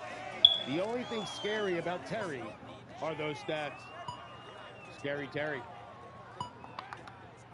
Dan, it isn't officially college basketball season until Joe Lunardi has Wake Forest in his next 4 out. The Deeks. We're getting there. It's close. Enjoy the next 2 weeks, people. Soon, me, you, baseball, Joey Chestnut. Katie Nolan, do it in the finals. Oh, what happened? I mean, it's super impressive. I'm just saying, finish it off, do it in the finals. Dan, since you didn't do what I asked you to do, allow me to do the honor. Dan, you know how many people have more playoff wins than Joe Mauer? Anyone who has ever made the playoffs and won a single game. I don't understand what's happening with Stugotz. The Knicks are legitimately good this year. He hasn't wanted to talk about that. No, he doesn't know. He doesn't know what the shortstop for the Mets looks like when. Why did I do that? Francisco Lindor. But when it comes to Joe Mauer, it has re-sparked Stugotz's interest in sports to keep him out of the Hall of Fame. Well, playoff wins are a catcher statistic. Yeah, they are. I don't know if Everyone knows that. Knew that. Mauer's postseason record was Joe and 10. You didn't do it. I didn't keep him out of the Hall of Fame. That is correct. When people say he's not your average Joe, I assure you, they're not talking about Joe Mauer. Top 4 Minnesota Twins from the 2009 team. The year Joe Mauer won MVP. Yes, the rare top 4. OLI, Joe Mauer. Number 4, Joe Nathan. Number 3, Michael Kadire. Dan, he had a year. Dan, look up Kadire's year. He had a year. I looked it up. Mauer was the MVP. So Mauer had a year that year too. Number 2, Jason Kubel. Kubel. Coobs. Number 1, Justin Morneau. Dan, the New York Knickerbockers. That's all I got. That's it. There it is. Finally, he mentioned Mauer before the Knicks. They I was just wondering. announced Julius Randle injury. That's what's keeping him out. I know, separated shoulder. LeBron didn't just beat Steph Curry over the weekend. You know who else LeBron defeated, Dan? He did. Father Time is no longer undefeated. He was. I thought Brady beat him first. On the loop around. Dan, you're Detroit. Sheila Ford. Bill Belichick. He calls you today. What do you do? You're not firing Dan Campbell. You went to the conference championship game, Stugotz. You yell at him for Matt Patricia? I set the over-under on the amount of I told you so text that Bill Polian sent yesterday at 20, and I'm taking the over. You? How the hell you get mocked like that? Play quarterback.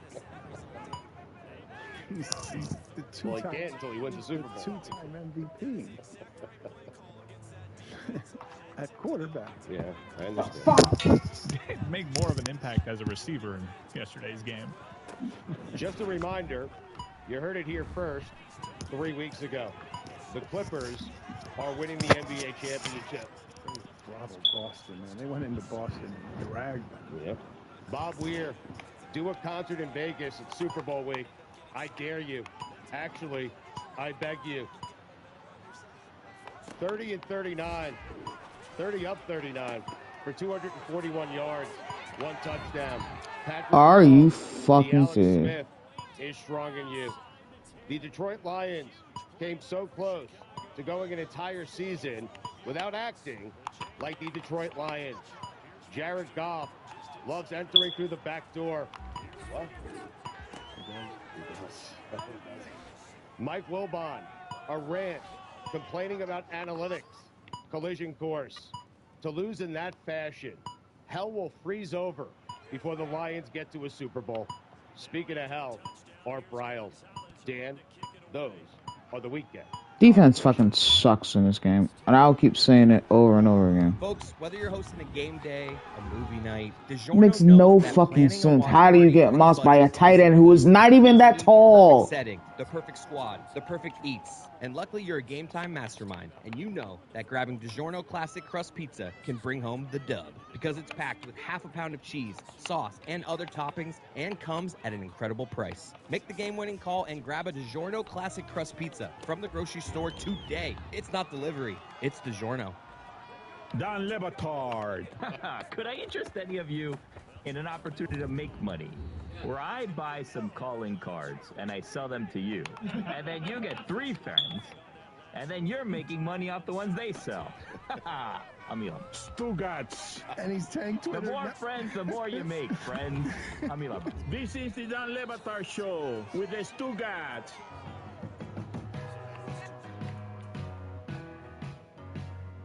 Stugats, the 49ers and Jamel Hill have ruined what would have been a excellent segment here that we were building up toward, where she doesn't know this, I do not believe. I believe her husband, I hope her husband in this one instance was able to keep a secret, because our intention was to bring him on after the Lions won at the end of the segment and surprise Jamel Hill, because we worked it out. We had talked to him in private. He was going to be here, but he's a Lions fan and she's a San Francisco 49ers fan, and they've been taunting each other, and he was going to burn her San Francisco 49ers jersey live on air is what was going to happen. Yes, Jamel, yes. Look at that. Look at that's right. Yes, that's what we had it all planned. It was all ready to go, and everything got ruined by the Detroit Lions totally self-destructing.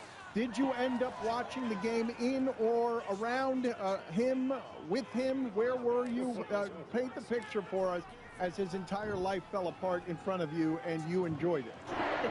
First of all, I cannot believe you all were going to do that to me. You know what, Dan? First, Jason would like look at you. As a lovable surprise, we were going to surprise you, betray you with the help of your husband, but it all got ruined because your 49ers, man, you were scared in that first half. Oh, look, I'm not going to lie. I was already preparing my acceptance of that ass-kicking speech, okay? And, you know, I was texting some of my friends because everybody, of course, was blowing me up in the first half. Like, are you okay? Do I need to do a wellness check? Like, all these things. I'm just like, I'm not actually playing, guys. I'm just a fan kind of enjoying this, you know, this game in this moment. And so, yes, I was totally in the mind frame that this was going to be a humiliating exit from the playoffs. Like last year, the 49ers had a bit of an excuse. Brock Purdy got hurt in the game. We proceeded to, you know, just get completely pummeled by the Eagles. This year, there would be no excuse. And worse, this is my husband's team. He has been antagonizing and terrorizing me since since obviously both these teams played to get to this position. And so he chose a wise option. We did not watch the game together. I was at home by myself, which frankly was probably better for society in general. He was at a Buffalo Wild Wings that's close to us where Lions fans gathered to watch the game. He found his tribe or his pride since they're Lion fans. And so he was watching separately. We did not text each other at all during the game. To his credit, he somehow restrained himself. Even though the 49ers were down 24-7, I'm truly shocked by that because I thought for sure he would start early trying to, you know, humiliate me, but he didn't. And then the game was over. And of course, you know, I was like, you know what? He probably needs some time to mourn. Let me be the bigger person. Like Michelle Obama said, let me go high, all right? And he was at the bar with some friends that we know. They came to our house, and he immediately hopped out the car, got in his car, and left. I didn't even see him for like a couple hours after the game because he was so destroyed. And then when he needed a buffer, so he went to one of his friends' house. When he finally came in, you know, the door, he came through our side garage door, and he just peeked his little eyeballs around the corner and looked at me as I was sitting on the couch ever so gracefully. And because I'm a good wife, I said to him, I said, I realize this is the first time that you have experienced this. You're in shock. You're still processing it. I will not be nearly as petty as you probably would have been had that outcome of the game gone the other way, I reminded him how magnanimous I was. Because had the shoe been on the other foot, trust me, I probably would have had to sleep somewhere else last night. Well, like I said, he was going to burn the jersey on air as a surprise. That was something that was What the organized and fuck? ready to go. So, Jamel, now that you know what he was willing to do, does he have a Lions jersey you'd like to burn on air here? Or Okay, so here's the thing. Because, I recognize, I had my jerseys in a certain place. And I realized a few days ago they were gone. And he had put this picture on Instagram that everything, a lot of the things that I own that I read, all my 49er stuff, he put it somewhere in a bag and he said he was throwing it away. That is what he's told me. I was like, okay, I see what you're doing here. So all of his Lions stuff I have in a secret location. I will not return it until I see my items. So he will just not be able to wear any Lions gear, period. Because we need to do, he's holding my stuff for ransom. I'm now holding his stuff for ransom. So all I know is I better get my stuff back or he's never going to see these Lions items again. Do you think it's at all strange, Jamel, that the two of you, as husband and wife who love each other and love sports, cannot watch this game together? Oh, is that weird? Listen, sometimes, and Dan, I hope you have figured this out as somebody who got married not too far from when I got married, is that sometimes you have to know your strengths and know your weaknesses. There is no way our household would have survived if we watched that game yesterday. And I'm glad that he had the wisdom to know and understand this, because I think that would have been bad for both of us. The emotional upheaval, it was obviously, a tale of two halves. Like, his behavior in the first half, my behavior in the second half, that's good for nobody. So I don't think it's strange. I think it's wise that we don't watch this.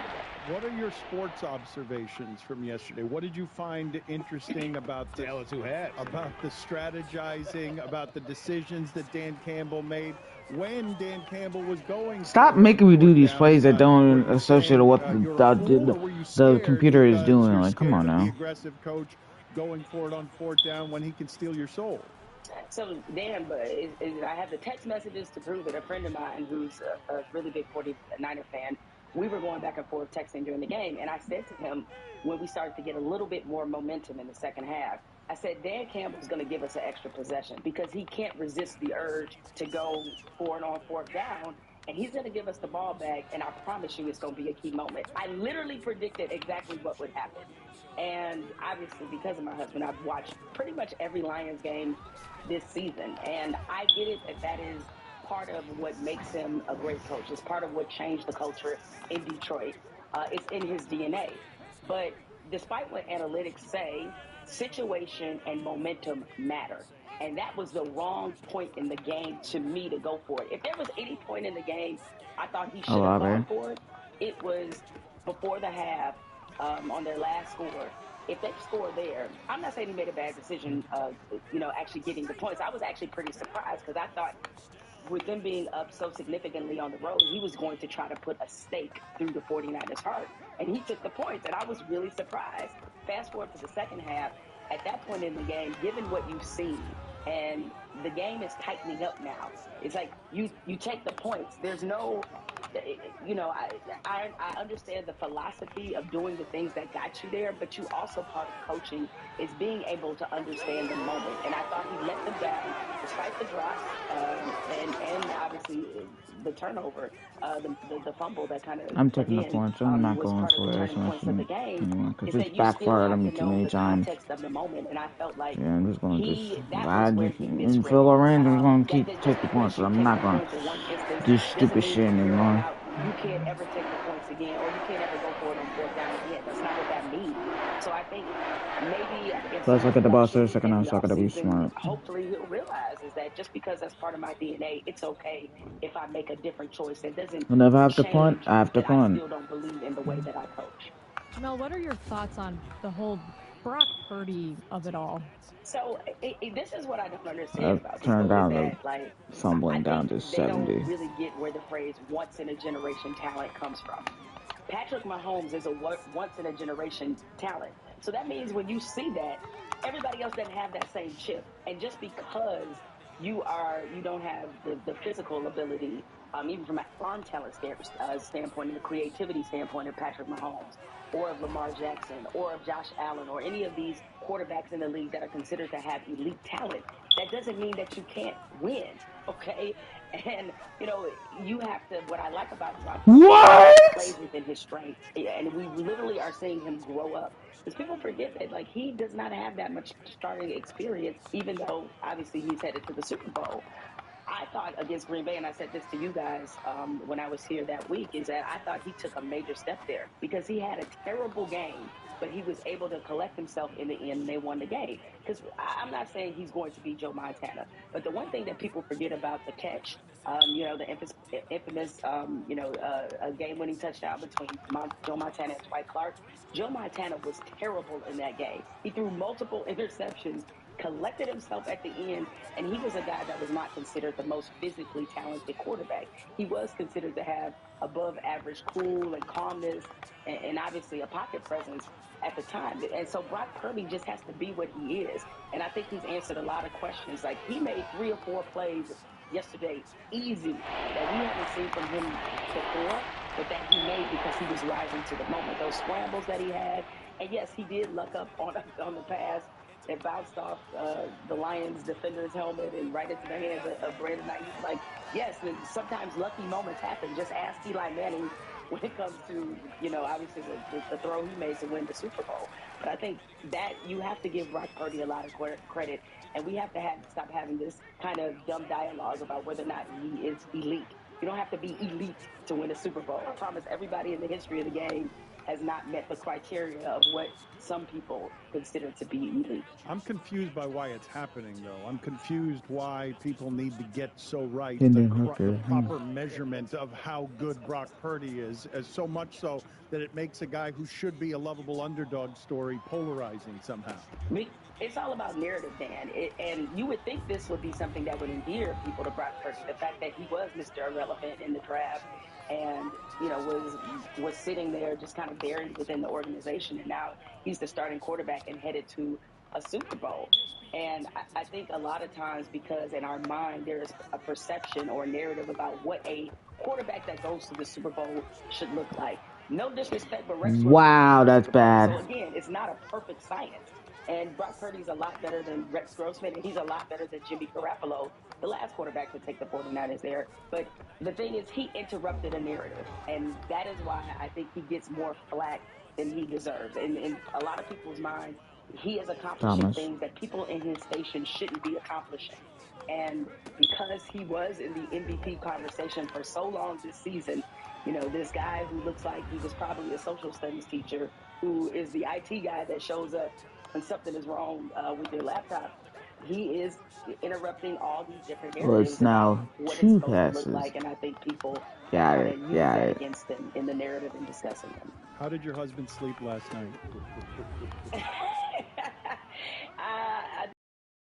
The man still mad about the game. Like, not at me. We woke up talking about it like, this one is gonna hurt. It's gonna stick a long time. But now that you guys have informed me about what the plan was in a Lions victory, this is gonna be a real fun day for him. And by fun, I mean the opposite of that. So he was seething. You could feel him seething, correct? You could feel the energy next to you seething. I could feel it when he came in the house. Like, it was just, I knew it was going to be ever present. Like, this was going to be one of those, he wasn't going to be able to go over. There's no highlights. What do you mean? But last night, he was able to gather himself, after we had watched some of the coverage. I think we watched Hell's Kitchen. Yeah, I think that's what it was. So Gordon Ramsay helped to calm him down. So, I will be more sensitive to him in his time of youth than he would have been if the shoe was on the other foot, because I'm built like that. I'm built for the high road.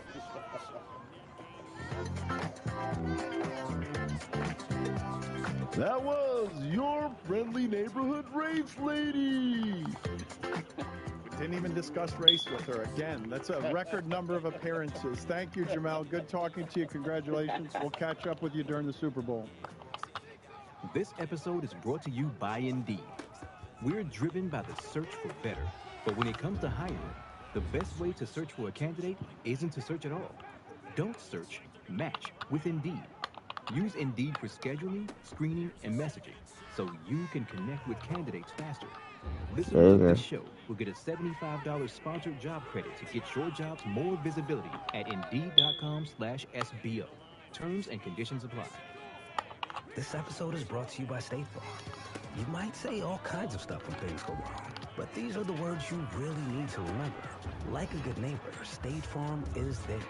They've got options to fit your unique insurance needs, meaning you can talk to your agent to choose the coverage you need, have coverage options to protect the things you value most, file a claim right on the State Farm mobile app, and even reach a real person when you need to talk to someone. Like a good neighbor, State Farm is there. Don Lebatard. All the cruise ships go out at like 5 p.m. And like it's like a parade of cruise ships. They're all blowing the horns like, "Brr," and there's all these people outside because it's like, "Brr," like a little foghorn. It really does sound. It sounds like an old schlock. Yeah. I thought it was more like. Oh my God! That's a good one. Excellent. Limited fake cruise ship horn. Stugatz. Really good. I'm waving to you. I'm waving. This is the Don Lebatard Show with the Stugatz. Why'd I do it to the left? The NBA, I think Stugatz has a pretty substantive problem on its hands that revealed itself again the other day when 15 minutes before tip-off, Joel Embiid said, "I'm not playing against Denver." And the ABC game, a game that a lot of people paid money to see Joel Embiid. If you're watching Nuggets Sixers without Joel Embiid, that's not what you paid for. And it feels like false advertising. The NBA is investigating how soon before tip-off it was learned that Joel Embiid is out of that game. And when I say they've got a substantive problem, the LSU-South Carolina women's basketball game at the top of the sport between two of the best teams in that sport did a better ratings number than Heat Celtics on TNT. Heat Celtics is two of the best teams with a rivalry. It's a featured game. The stars were playing in that game. It's not even like somebody was sitting out. But now the NBA is investigating Joel Embiid sitting in the Nuggets game. And I would ask you, if you paid for tickets to that game to see Denver, Philadelphia, and then you're already at concessions, you're already there, and you learn that Joel Embiid is not playing, don't you feel lied to? I'd be pissed off, yes. Yes, 100%. I'd be disappointed. The NBA on Saturday had a bunch of games on national TVs. You know, they were the featured sport. Like it's, you know, the network's trying to get you in the mode of football's over, here's the NBA season's going on. And they had a bunch of games on national TV. I don't know what you do when Embiid comes out moments before the game, because I do believe Joel Embiid. I don't think he's afraid of Jokic. I think he wants to play. I think he wants to play every game. But what are you supposed to do when he comes out before the game and says, hey, something's not right? And it's a regular season game that in his mind is meaningless. And he has a history of injuries, which I think you have to take into account too. But customers don't care about that sort of thing. Jokic plays I all was the going games. to try it because it's Jokic only a doesn't do yard. anything in the way of sitting. And I'm also juxtaposing this against Stugat. We can celebrate the popularity of women's sports, which have gotten huge, and they have earned it. South Carolina and LSU have earned that number because it's an interesting basketball game. But to see what is in college sports are minor league sports compared to professional sports. To see this is like seeing a college football game do a bigger number than one of the big NFL football games, where you're like, Celtics, Heat should do a pretty substantive number, and it's getting beaten out here by something that wouldn't have at any point during the history of basketball becoming a big television event since the games were on tape delay in the 80s. This is the first time that you're seeing something like this happen with the ratings number. I think there are a couple of red flags for the NBA, one of which certain owners in the NBA that you would imagine would have a difficult time parting with something that they identified with, Mark Cuban leaving. But this is the same guy that knew exactly when to get off the internet bubble as it was about to burst, and he made his name that way. Lost the first two games of the year, but about these NBA numbers. We're struggling a little bit. It's okay. Make accusations that it's woke. They've made those accusations about all sports. And all sports are trending upward. I mean, even hockey, the Panthers-Bruins Game 7 was a ratings bonanza. You have women's college basketball outrating the NBA. Baseball, I know they had a bad fall classic, but there was an uptick in their ratings. NFL is as big as it's ever been right now from a ratings standpoint. There's been a big boom with live sports rights, and the NFL and the NBA is trailing far behind. Also, this matchup between LSU and South Carolina, this is like a national championship caliber matchup that you might only get to see one time this year, because they didn't get to play each other in the tournament last year because South Carolina lost in the Final Four. So we got the Iowa-LSU matchup instead. But these are two of probably the most famous head coaches in all of women's basketball at this moment, Kim Mulkey and Dawn Staley, going head-to-head against each other with two like superstar-studded teams, and we might not get to see it again for the rest of the season, the way things play out with their schedules and everything. So I do think I don't know how many Heat Celtics games we've seen in the last just year. Like, they've played each other a number of times. Yes. Frankly, I have sat here dissecting those games.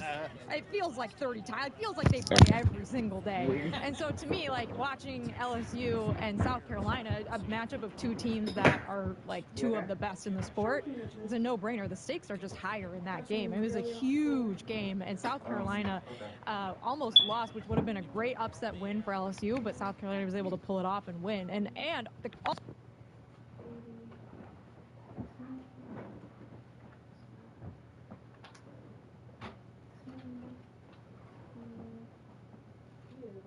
Damn, how much stuff do we have? A lot. It's been a couple weeks. But it's not all of us.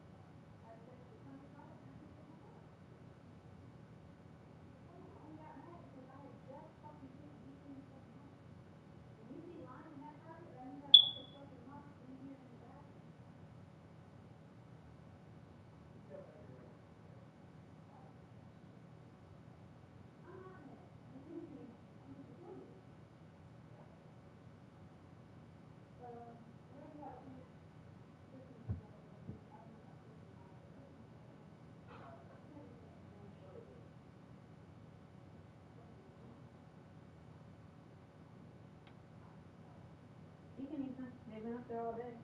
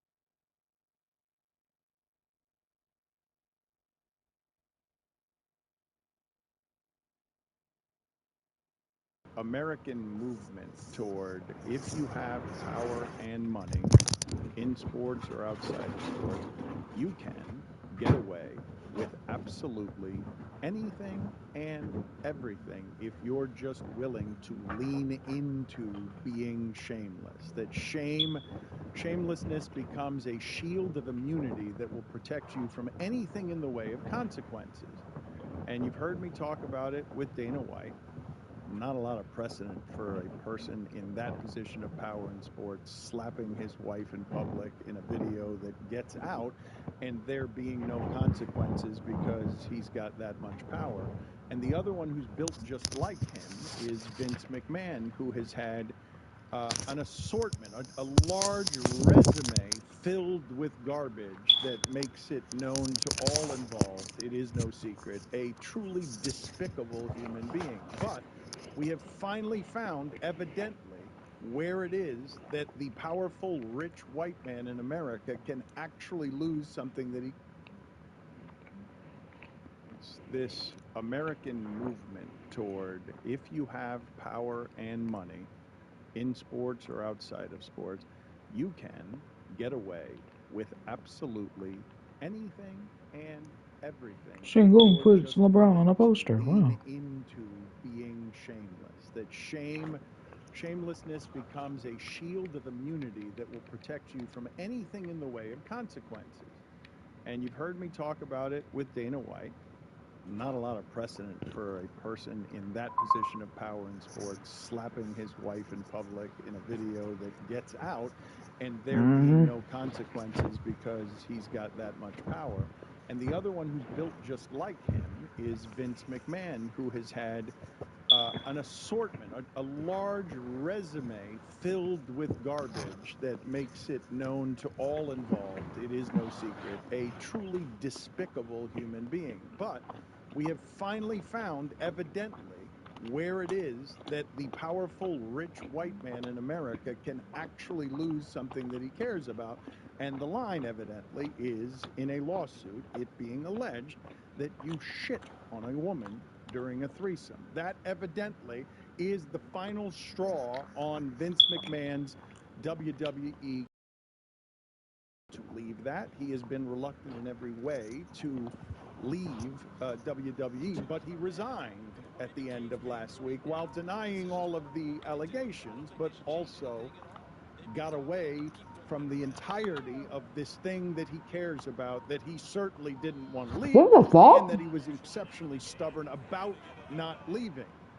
And I've got to be honest, I was surprised that he was gone only because I thought that he was going to be gone 5 or 6 other times, and he just stays there, and somehow, because he built the whole thing, somehow, because it's scripted and it's not really sports and he's just running a business, but now when you've got something that's publicly owned, there are stockholders and there are consequences, and I was relieved to finally see that there were consequences, that this man is being punished for what has been a vile, vile run of terror through making that sport hugely popular, bigger than it has ever been, but also making him so powerful that it didn't seem like anything was ever going to happen to him. But surprised that he wasn't gone 5 stories ago, because I'm with you. Like, Yeah, well, he resigned last year. But he was still hanging around the fringes. Well, no, right? he was. I mean, there were allegations that he had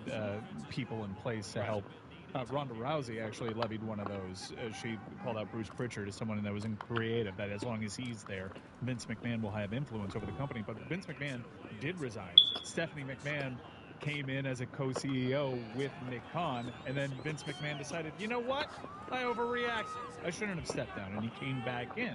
And it was that action that made a real public headache. You see that tailspin at the end? The company That's where the backspin comes in. behind WWE. What I find really fascinating, I've read the entire lawsuit, and WWE... You left here last week shocked, and it's hard to shock you. I was watching Mike walk around the office with a phone in his hand, reading that story. It's freaking out. It's depraved. It is a horrible abuse of power.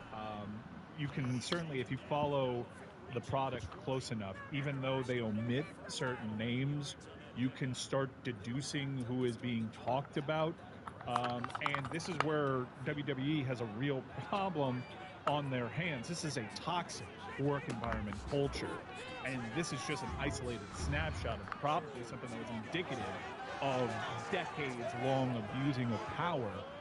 If this lawsuit continues, and TKO and WWE better hope it doesn't, you are going to see this play out in the public forum, and it is a nightmare scenario in terms of toxic workplace environments. I read that Ari Emanuel has had his daughter working in this company for several years now. So that has to scare him. What I found shocking about the resignation, just knowing Vince McMahon's will, is it was discussed prior to it that it was nearly impossible to oust Vince McMahon. Even if the shareholders held a vote, they would still need his signature willingly to go around on it.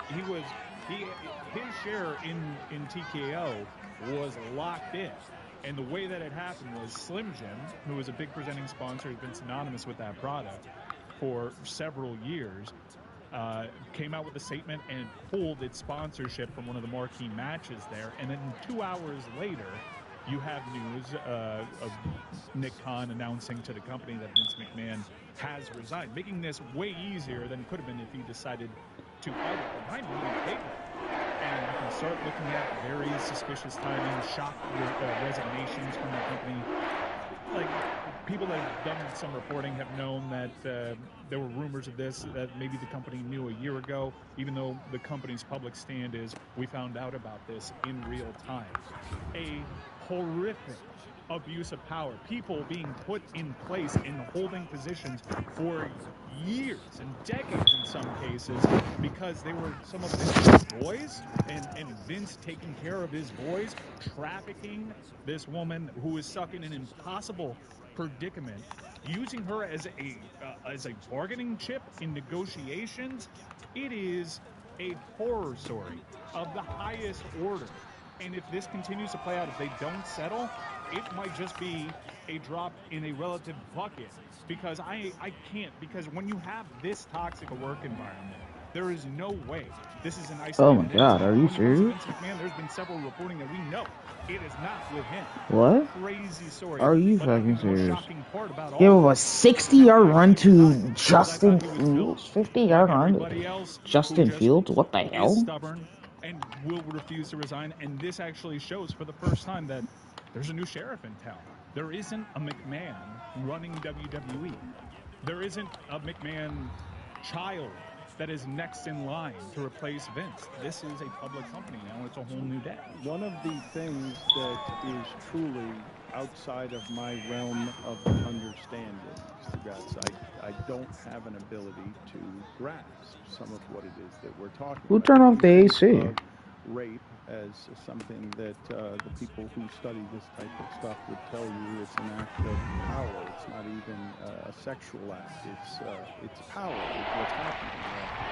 To distort it so much that you arrive at the point that the detail, I think, now there are a lot of details in this lawsuit that are really troubling, and I should have probably said before we even headed down this conversation, I should have probably trigger alerted all of you on some of these details from this lawsuit are truly horrifying, and the sex trafficking on its own, I think, is something that no one should be immune to.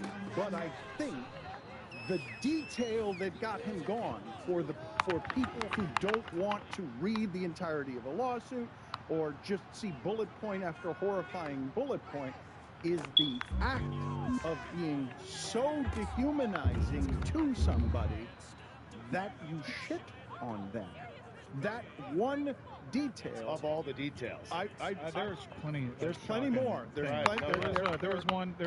There is a nameless WWE superstar that everyone, because of the timeline and because of the descriptive nature of the lawsuit, has deduced this is Brock Lesnar. There was a time in the lawsuit where Brock Lesnar has communication. I'm getting better in the sack game again. And it's working towards Vince McMahon trying to set up a party amongst the three. said WWE superstar gets too inebriated at dinner. God, that looked like that he just hops back on the plane. And then Vince McMahon goes back with the victim and role plays as if he is Brock Lesnar in this case. And that's where a lot of physical injuries happen to the alleged victim. You could have told me you didn't want the AC on. That her lawyers put out of her being barely able to walk, in pain for weeks. All this happening, by the way, during the COVID lockdown. It's sick, depraved behavior. Imagining that other male talent from the WWE's roster is in the room, him showing pictures to people as he described as tech boys, photos of this woman where she's saying, and you see the text like, please don't do that, and he doesn't care. He's like, oh, they love it. A referee that's unnamed, another high-ranking WWE official that is named, his physical rehabilitator. That's something that seemed like that was a long-running thing. The head of talent relations, and that was a brutal, where he essentially forced this woman, Vince McMahon did, to serve herself as breakfast to her head of talent relations, town to town, meet in the hotels, report back the details of your sexual encounter. Just a nightmare that this woman was trapped in. I don't understand, Stugatz. I really don't. It's such a distortion that it is legitimately confusing to me. How? And if you follow professional wrestling at all, you know that it is littered with partying and abuse of substances, and that the lifestyle is several realms beyond gluttonous and decadent and dangerous. Professional wrestlers die early. There's a lot of physical pain involved. There's a lot of medicating in order to sort of numb the physical pain. But to live in that world for so long, to oversee and have the power in that world for so long, that it distorts you so much as a human being that the only way that you can keep chasing the highs. Damn it, I was just a little too short. Dehumanize people more and more A little too because far. you've been doing it for so many years and so many decades when you're in charge of overseeing this thing, and there are never consequences. To get to the point where you are somebody who can behave this way and not think it's going to become something that becomes a public shame for you that comes with consequences, that you keep pushing the envelope further and further on how much you're going to dehumanize people because you think you can by exerting your power over them? Well, in part because he did. He came to an agreement with an NDA, and the reason why this is playing out in public is because the payments stopped. The payments stopped, and he was in breach of the non-disclosure. I just wanted to try it. I'm not kidding you, Stugatz, where when I'm reading this, I don't understand how you reach a level of that kind of evil without realizing that you've become evil. Winning on Valentine's Day is easy. It's flowers. Don't forget the flowers. Bad commercial timing. Star Show with the Stugatz. Flowers Inc. For free entry method and official rules, visit www.1800flowers.com/sweets. Dan Lebatard. Sports. Stugatz. More sports. This is the Dan Lebatard Show with the Stugatz. I don't know, Stugatz, if you've seen lately what has been happening with Tyreek Hill's personal life out in public, but for the uninitiated, before Tyreek Hill got to Miami, before Tyreek Hill really got to professional stardom, he had incidents of physical abuse with his wife and with children, and he came and rehabbed some of that, and time passed. And so when he was on Hard Knocks, what was presented to you with access, in exchange for access, was his marital status now. And they took you inside his home, and he was looking at finances with his wife in the living room, and what was presented to the audience was loving, and I don't know if it was mythologizing, but all of it seemed like something opposite the details that we had learned about Tyreek Hill before. And people are allowed to change, people are allowed to learn, but it was glossed up. It was shiny. It was a love story that was presented on Hard Knocks. It seemed like a normal relationship that most couples could relate to. Well, That's what it seemed it like, was. you know? It was intimate in a couple of ways. It was meant to look intimate because you're granted an Oh, access you gotta to be a star's fucking life serious. inside his home that you don't normally get, and it was also the intimacy of a relationship that allows you to see another side of this human being that when you're seeing him at the facility, it's not what it looks like. But then his house catches fire in an incident in which it was reported that a child was playing with a lighter. And then soon thereafter, 2 months after getting married, there's a petition that files for divorce, that Tyreek Hill has filed for divorce. He denies initially, even though there is paperwork, he denies that there is any trouble whatsoever, that he is getting divorced at all. He is saying that everything is fine, and he doesn't necessarily understand how the paperwork has been filed. And now he's saying that people have been fired, and there is a, quote, bleeping bonehead who filed divorce papers. And I ask you, and I ask the audience, at Levitard Show is the place that you can vote on the polls. Do you believe that someone files a petition for divorce by accident? On someone else's behalf? Do you believe that that's a thing that can happen that has any basis in reality? Once you've gotten to the point of a petition being filed, it may be a mistake, but it's not a mistake of paperwork. Like, you may have gotten emotional and made a mistake. You might have gotten so angry that you did something in a moment that you did not want to do, but paperwork does not get filed by mistake on this sort of thing, I don't think. It's also, it can't be, right? It can't be someone who's close to them saying, hey, you know what? This doesn't look right. I'm going to file for divorce on their behalf. Like, that's impossible. I mean, we all have our divorce papers signed, ready to be turned in, right? Don't we all do that? Yeah. Yeah. That's what I mean. Like, totally. It's sarcasm. That's ridiculous. He would have had to sign something. I understand, especially with Tyreek Hill being a public figure and his history prior to coming to Miami certainly has been scrutinized. For this one, if you're able to isolate just the week that married couple probably had, I'm good. Like, kind of largely ignoring it. I think Tyreek has kind of embarrassed himself with the community notes, but I could see how an argument about the status of your marriage can start after your house catches fire. Defensive tackle with a hit stick. I don't Weird. have anything in my life that's happened like that, but I have almost lost my marriage over a sock in a laundry missing. So, like... Oh, we need to hear this story. No, it's just like... We've heard it before. Yeah. It's the second time he's used that example. It's just sometimes little things are the start of much bigger things. Right. And in this case, the little thing is a multi-million-dollar mansion catching fire. I just see how this can happen. So you're saying you get cranky about the sock, and then the truth comes out on bigger things, right? Well, in this instance, it was reported that a child started the fire. I'm just saying, there are family dynamics here at play and a pretty large traumatic event that could help explain why someone considered divorce.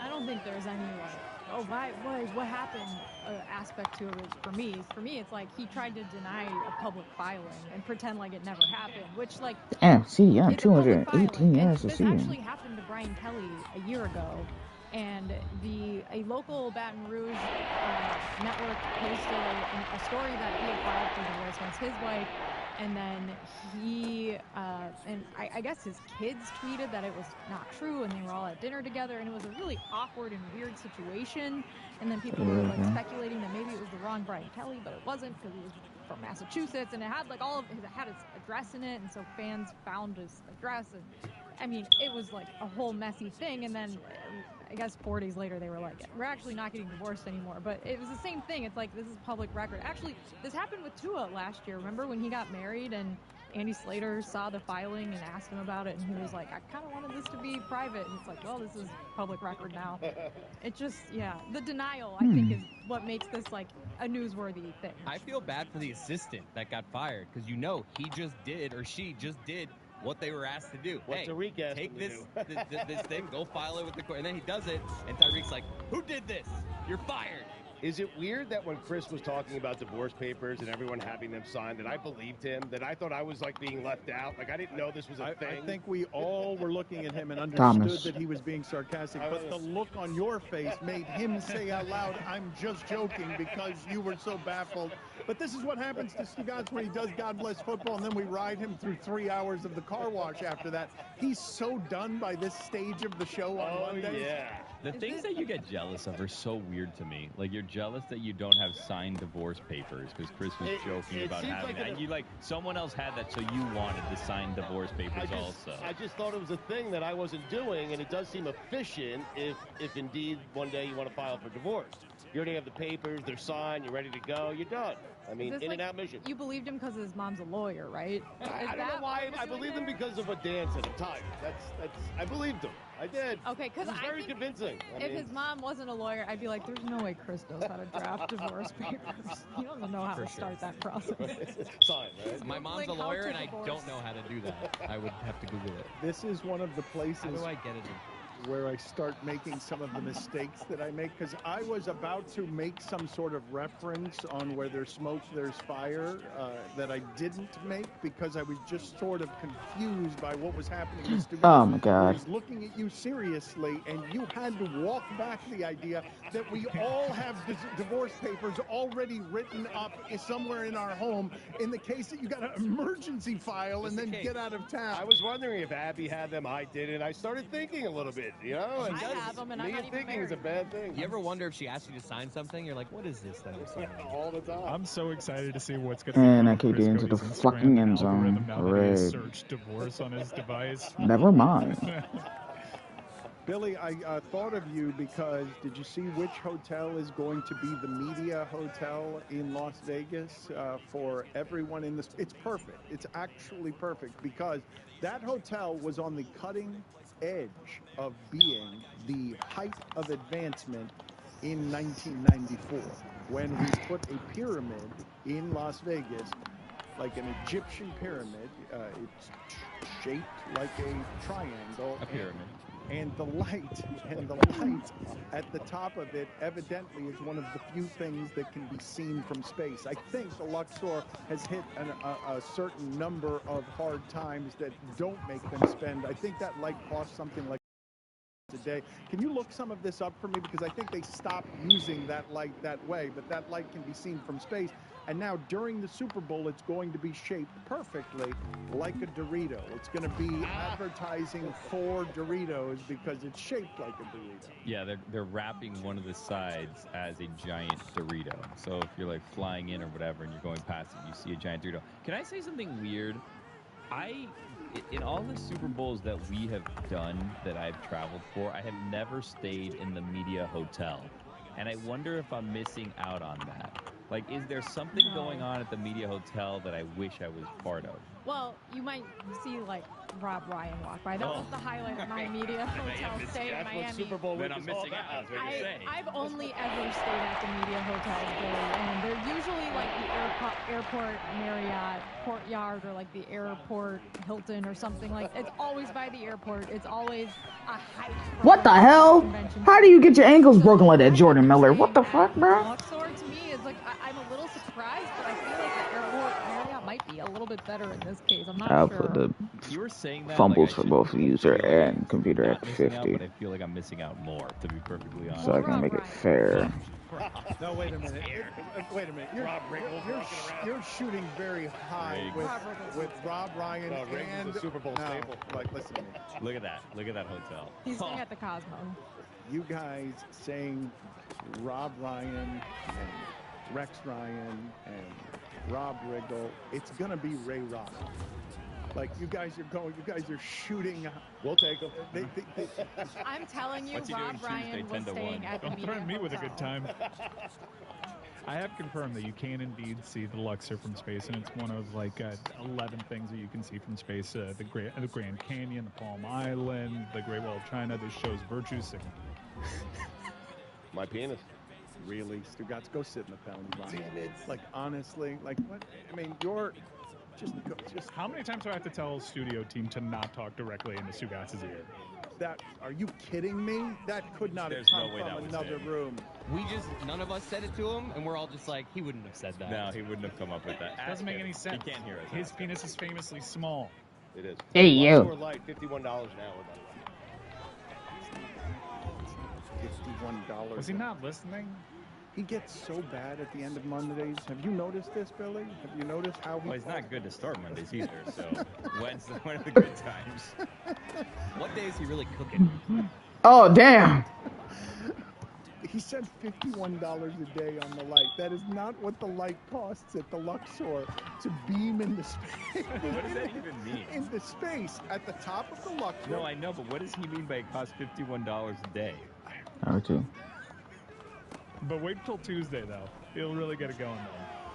I'll tell you this. I googled Luxor light cost, and it says the lamp was first powered on in October 1993. Blah blah blah blah blah blah. Each lamp is worth $1,200 and 7,000 watts, and when it's operating at full power, the system costs $51 per hour, with $20 per hour for the electricity used for its 315,000 watts. So it doesn't cost $1 million a day either. It costs somewhere between 51 and $1 million. I bet it's a lie. This episode is brought to you by Indeed. We're driven by the search for better, but when it comes to hiring, the best way to search for a candidate isn't to search at all. Don't search, match with Indeed. Use Indeed for scheduling, screening, and Even though I've punted 3 times in this game? faster. Listeners of this show will get a $75 sponsored job credit to get your jobs more visibility at Indeed.com/SBO. Rubik's not a fan. When you're ready to pop the question, the last thing you want to do is second guess the ring. At BlueNile.com, you can design a one-of-a-kind ring with the ease and convenience of shopping online. Choose your diamond and setting. When you found the one, you'll get it delivered right to your door. Go to BlueNile.com and use promo code Yeah, I've went to to bunch get of 3 times off for your 50 purchase of yards per punt, so that's a good thing. That's code Spotify. I'm gonna have to punt more often and just not a fan of throwing it, but I'm gonna have to. Don Lebetard. Oh, I think Larry Fitzgerald's on the green right there. Stugatz. That's Alfonso Ribeiro. How do you think that Larry Fitzgerald and the son? Oh, the son. To be fair, Alfonso Ribeiro has a great ass. This is the Don Lebetard show with the Stugatz. Had a good run of songs on the show, both created by members of this show and fans alike.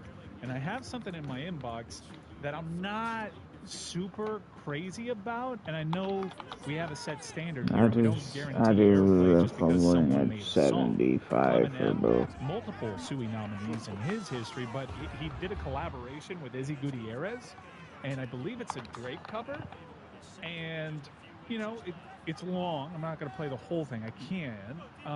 It's okay.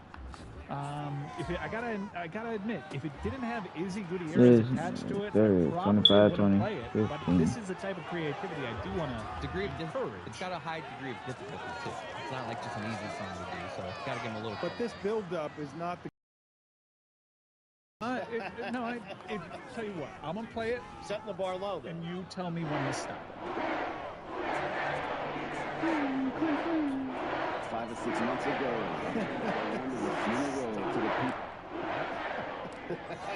No, I'm sorry. Go ahead. Cling, cling, cling. All right, stop. All right, go. About Stouffer, just like that, we was acting like Leo DiCaprio. If you think that I mean would just leave the show, you should all take unlimited PTO. Duh. Israel 2.0, Fleming Izzy, we spit like Van Gundy, bro. Stand for me and I might go to Moss. Might go to Moss. Wait, the Dolphins just lost. So, I go to Moss? Niggas dance Super Bowl, okay, picture dance. We send 2 guys with 30 people that they need to do a show. Get the Foley and Lamar Jackson speech against predictable as a to or throw. I love discussing all time when it's got debate about who to go. I'm like, road wins, do it again. Super Bowls, who to go, Lamar and choke. All these Swifties at the Super Bowl, cause the kicker went bad in January in New York when the Bills get a dome. Big as the what? Is it the what? Swim at the what? Niggas dance up Show fans so thirsty to put me in beef, disgusted like I was the fine bucket thief. I look at the tweets and start sucking my teeth on letting it rock. I mean, love's in the steep. I still want to get me a pod with Cody. We talking FJs in the splash and we pee. Just know if you diss me, a small part of you wants to kiss me. I'm not let you call me that deep. I'm known for the pick on the train tracks. It's pretty iconic. Colder than the shirtless Kelsey. They let the leader get bigger. They're waiting on the kid to get dropped, but I'm bored with no beef. Love when they ask if until Levy see. It's only Foxworth and Pablo and me. Not a Michi, I can't play in the league, but right now I feel like I'm Big Tony C. Swish, swish, swish, swish, swish. Yeah, Big Tony C. I am reading, Stugotz, here about the Luxor light. It is evidently as strong as 42,000 lighthouses combined. When why did y'all do that? First unveiled, it did cost $1 million a year, not $1 million a day. Yeah. Light the sky, light space, and it attracts evidently, and they couldn't have foreseen this in any way. Bats, grasshoppers, and an assortment of crazed insects and prop comics. But it prevents boats from crashing into it, so that is take the good with the bad, I guess. That is a positive. Yes, thank you. I appreciate it. So does my penis. Go back to the penalty I'll box. show myself the door. Because I was speaking of pyramids earlier, I wanted to ask you a question that my wife came home with the other day that I hadn't considered. Jessica's going with you, and it's unfortunate because I would like to have her for this question. Well, did you tell her it was the aliens that made them? I did not. My wife went to when she was in New York, and she came back from the museum, and there was an actual, tomb. There were tombs that had been moved from ancient Egypt, and there was a coffin with a mummy in it, ornate mummy. And she asked me, and it's something I simply had not considered before, whether bones should be moved from a resting place, especially bones that have been wrapped this ornately in order to preserve a transition into the afterlife from a belief system that was ancient. Now, I think most of us would say that you shouldn't grave rob bones. You shouldn't move somebody from a cemetery. Grave robbers are considered awful just for stealing things that have value from inside of a coffin. Staunchly anti-grave robbery. That is correct, and that's easy to be, but if you're in a museum and now you're making profit off of someone's remains, she asked something that I hadn't considered, which is, should those bones be moved and transported to a place, no matter how ancient they are, transported to a place where they become something that is learning, profit, archaeology, that is something that is meant to be historical knowledge. And when I started thinking about it, I thought to myself, that's something that probably shouldn't be moved from where it was. Well, there's a lot of discourse about museums in general. For example, I went to Greece over the summer, and it was sad to learn that most of the great Greek artifacts are in museums across the world. They had the dawn of civilization and modern society all born in Greece, and they don't have enough to show for it. But I think when it comes to that discussion, you need to ask yourself two questions. Are there next of kin around? Is there family connected to the victim? And also, is there a publicly financed stadium that needs to be built? And that's the only spot that they can put it. If so, perhaps, a little shove of the bone, maybe 15 feet the other way. At what point is an artifact just junk that's getting in the way of cool things? You know what I mean? Like, we can't have old buildings around forever. What's the point? And we'll never have cool new buildings. Everything doesn't have historical significance. It's just old. But human bones, though, that have been placed in a certain place, I think are different than just old buildings. We were speaking of museums. Jessica, during one of the breaks after we were talking about Terrell Suggs, had an amazing sentence where she just volunteered. I've got a picture with Terrell Suggs and me at the Louvre. I was at the Louvre studying abroad. Yes, I was one of those people that came back from study abroad, and I said cheers. I pretended I was British.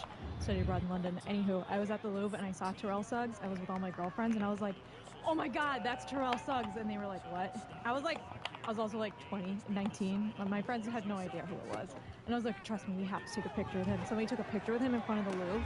And then I was like, thanks, by the way, I'm a Steelers fan. And he said something really funny to me. I can't remember what it was, but like we had a moment. And then I was like, bye. And then I never saw him again.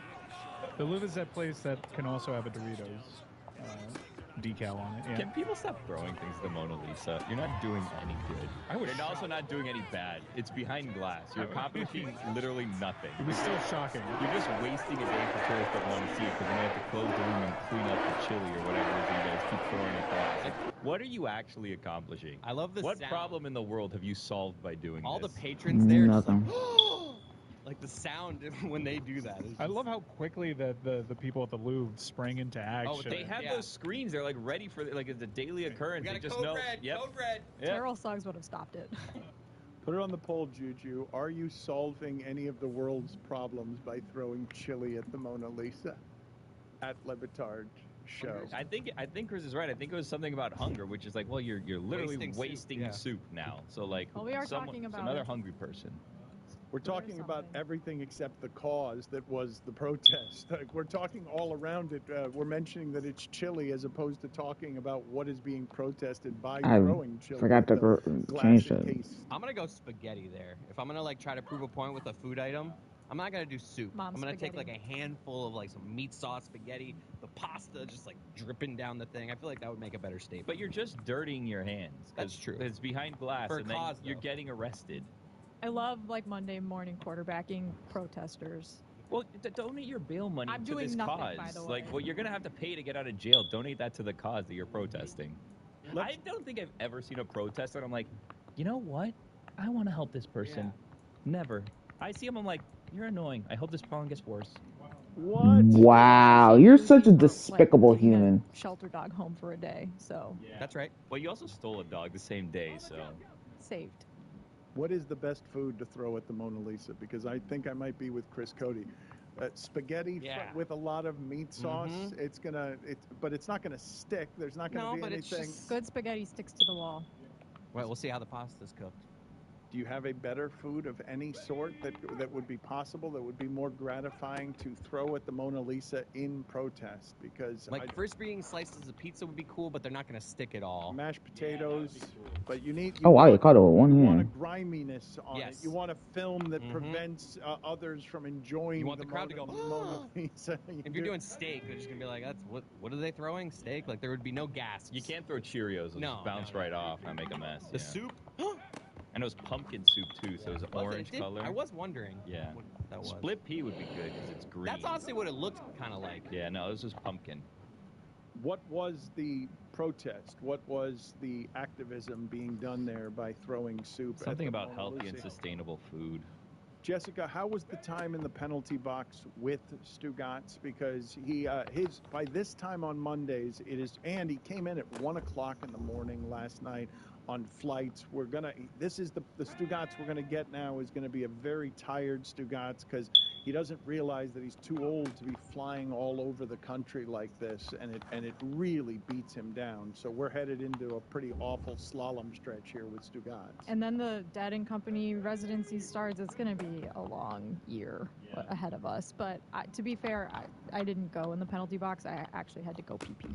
Okay, so you made it look like you were suffering the penalty, but you didn't pee-pee. actually go and do anything. Well, he's laying across he's taking a nap. Where would I even be right now? Let's be honest. He's tripping balls. Look at him, Mike. Look at. Do you still love that? That we're approaching 20 years. It's going to be this year. It will be 20 years that we have been doing this show together, and we love him in spite of him. And look at him there. Do you look at him as he sleeps there on the couch and look at him? He's with adorable. Him snuggling his head up Yeah, into that was that pillow nice. was a little cute. He but is cute. Yeah, he is, and that's how he gets away with being just generally rotten to his core. At least on Terrible man. Mondays. Tuesdays he's a little bit better. Just an awful man. Yeah, so we have that to look forward to. Tuesday is generally his strongest day. Because Greg Cody's here. So by comparison, he's Poor Greg. I still feel bad about that. the art. Put that picture up one more time of Greg Cody looking older than he has ever looked. You're listening to DraftKings Network.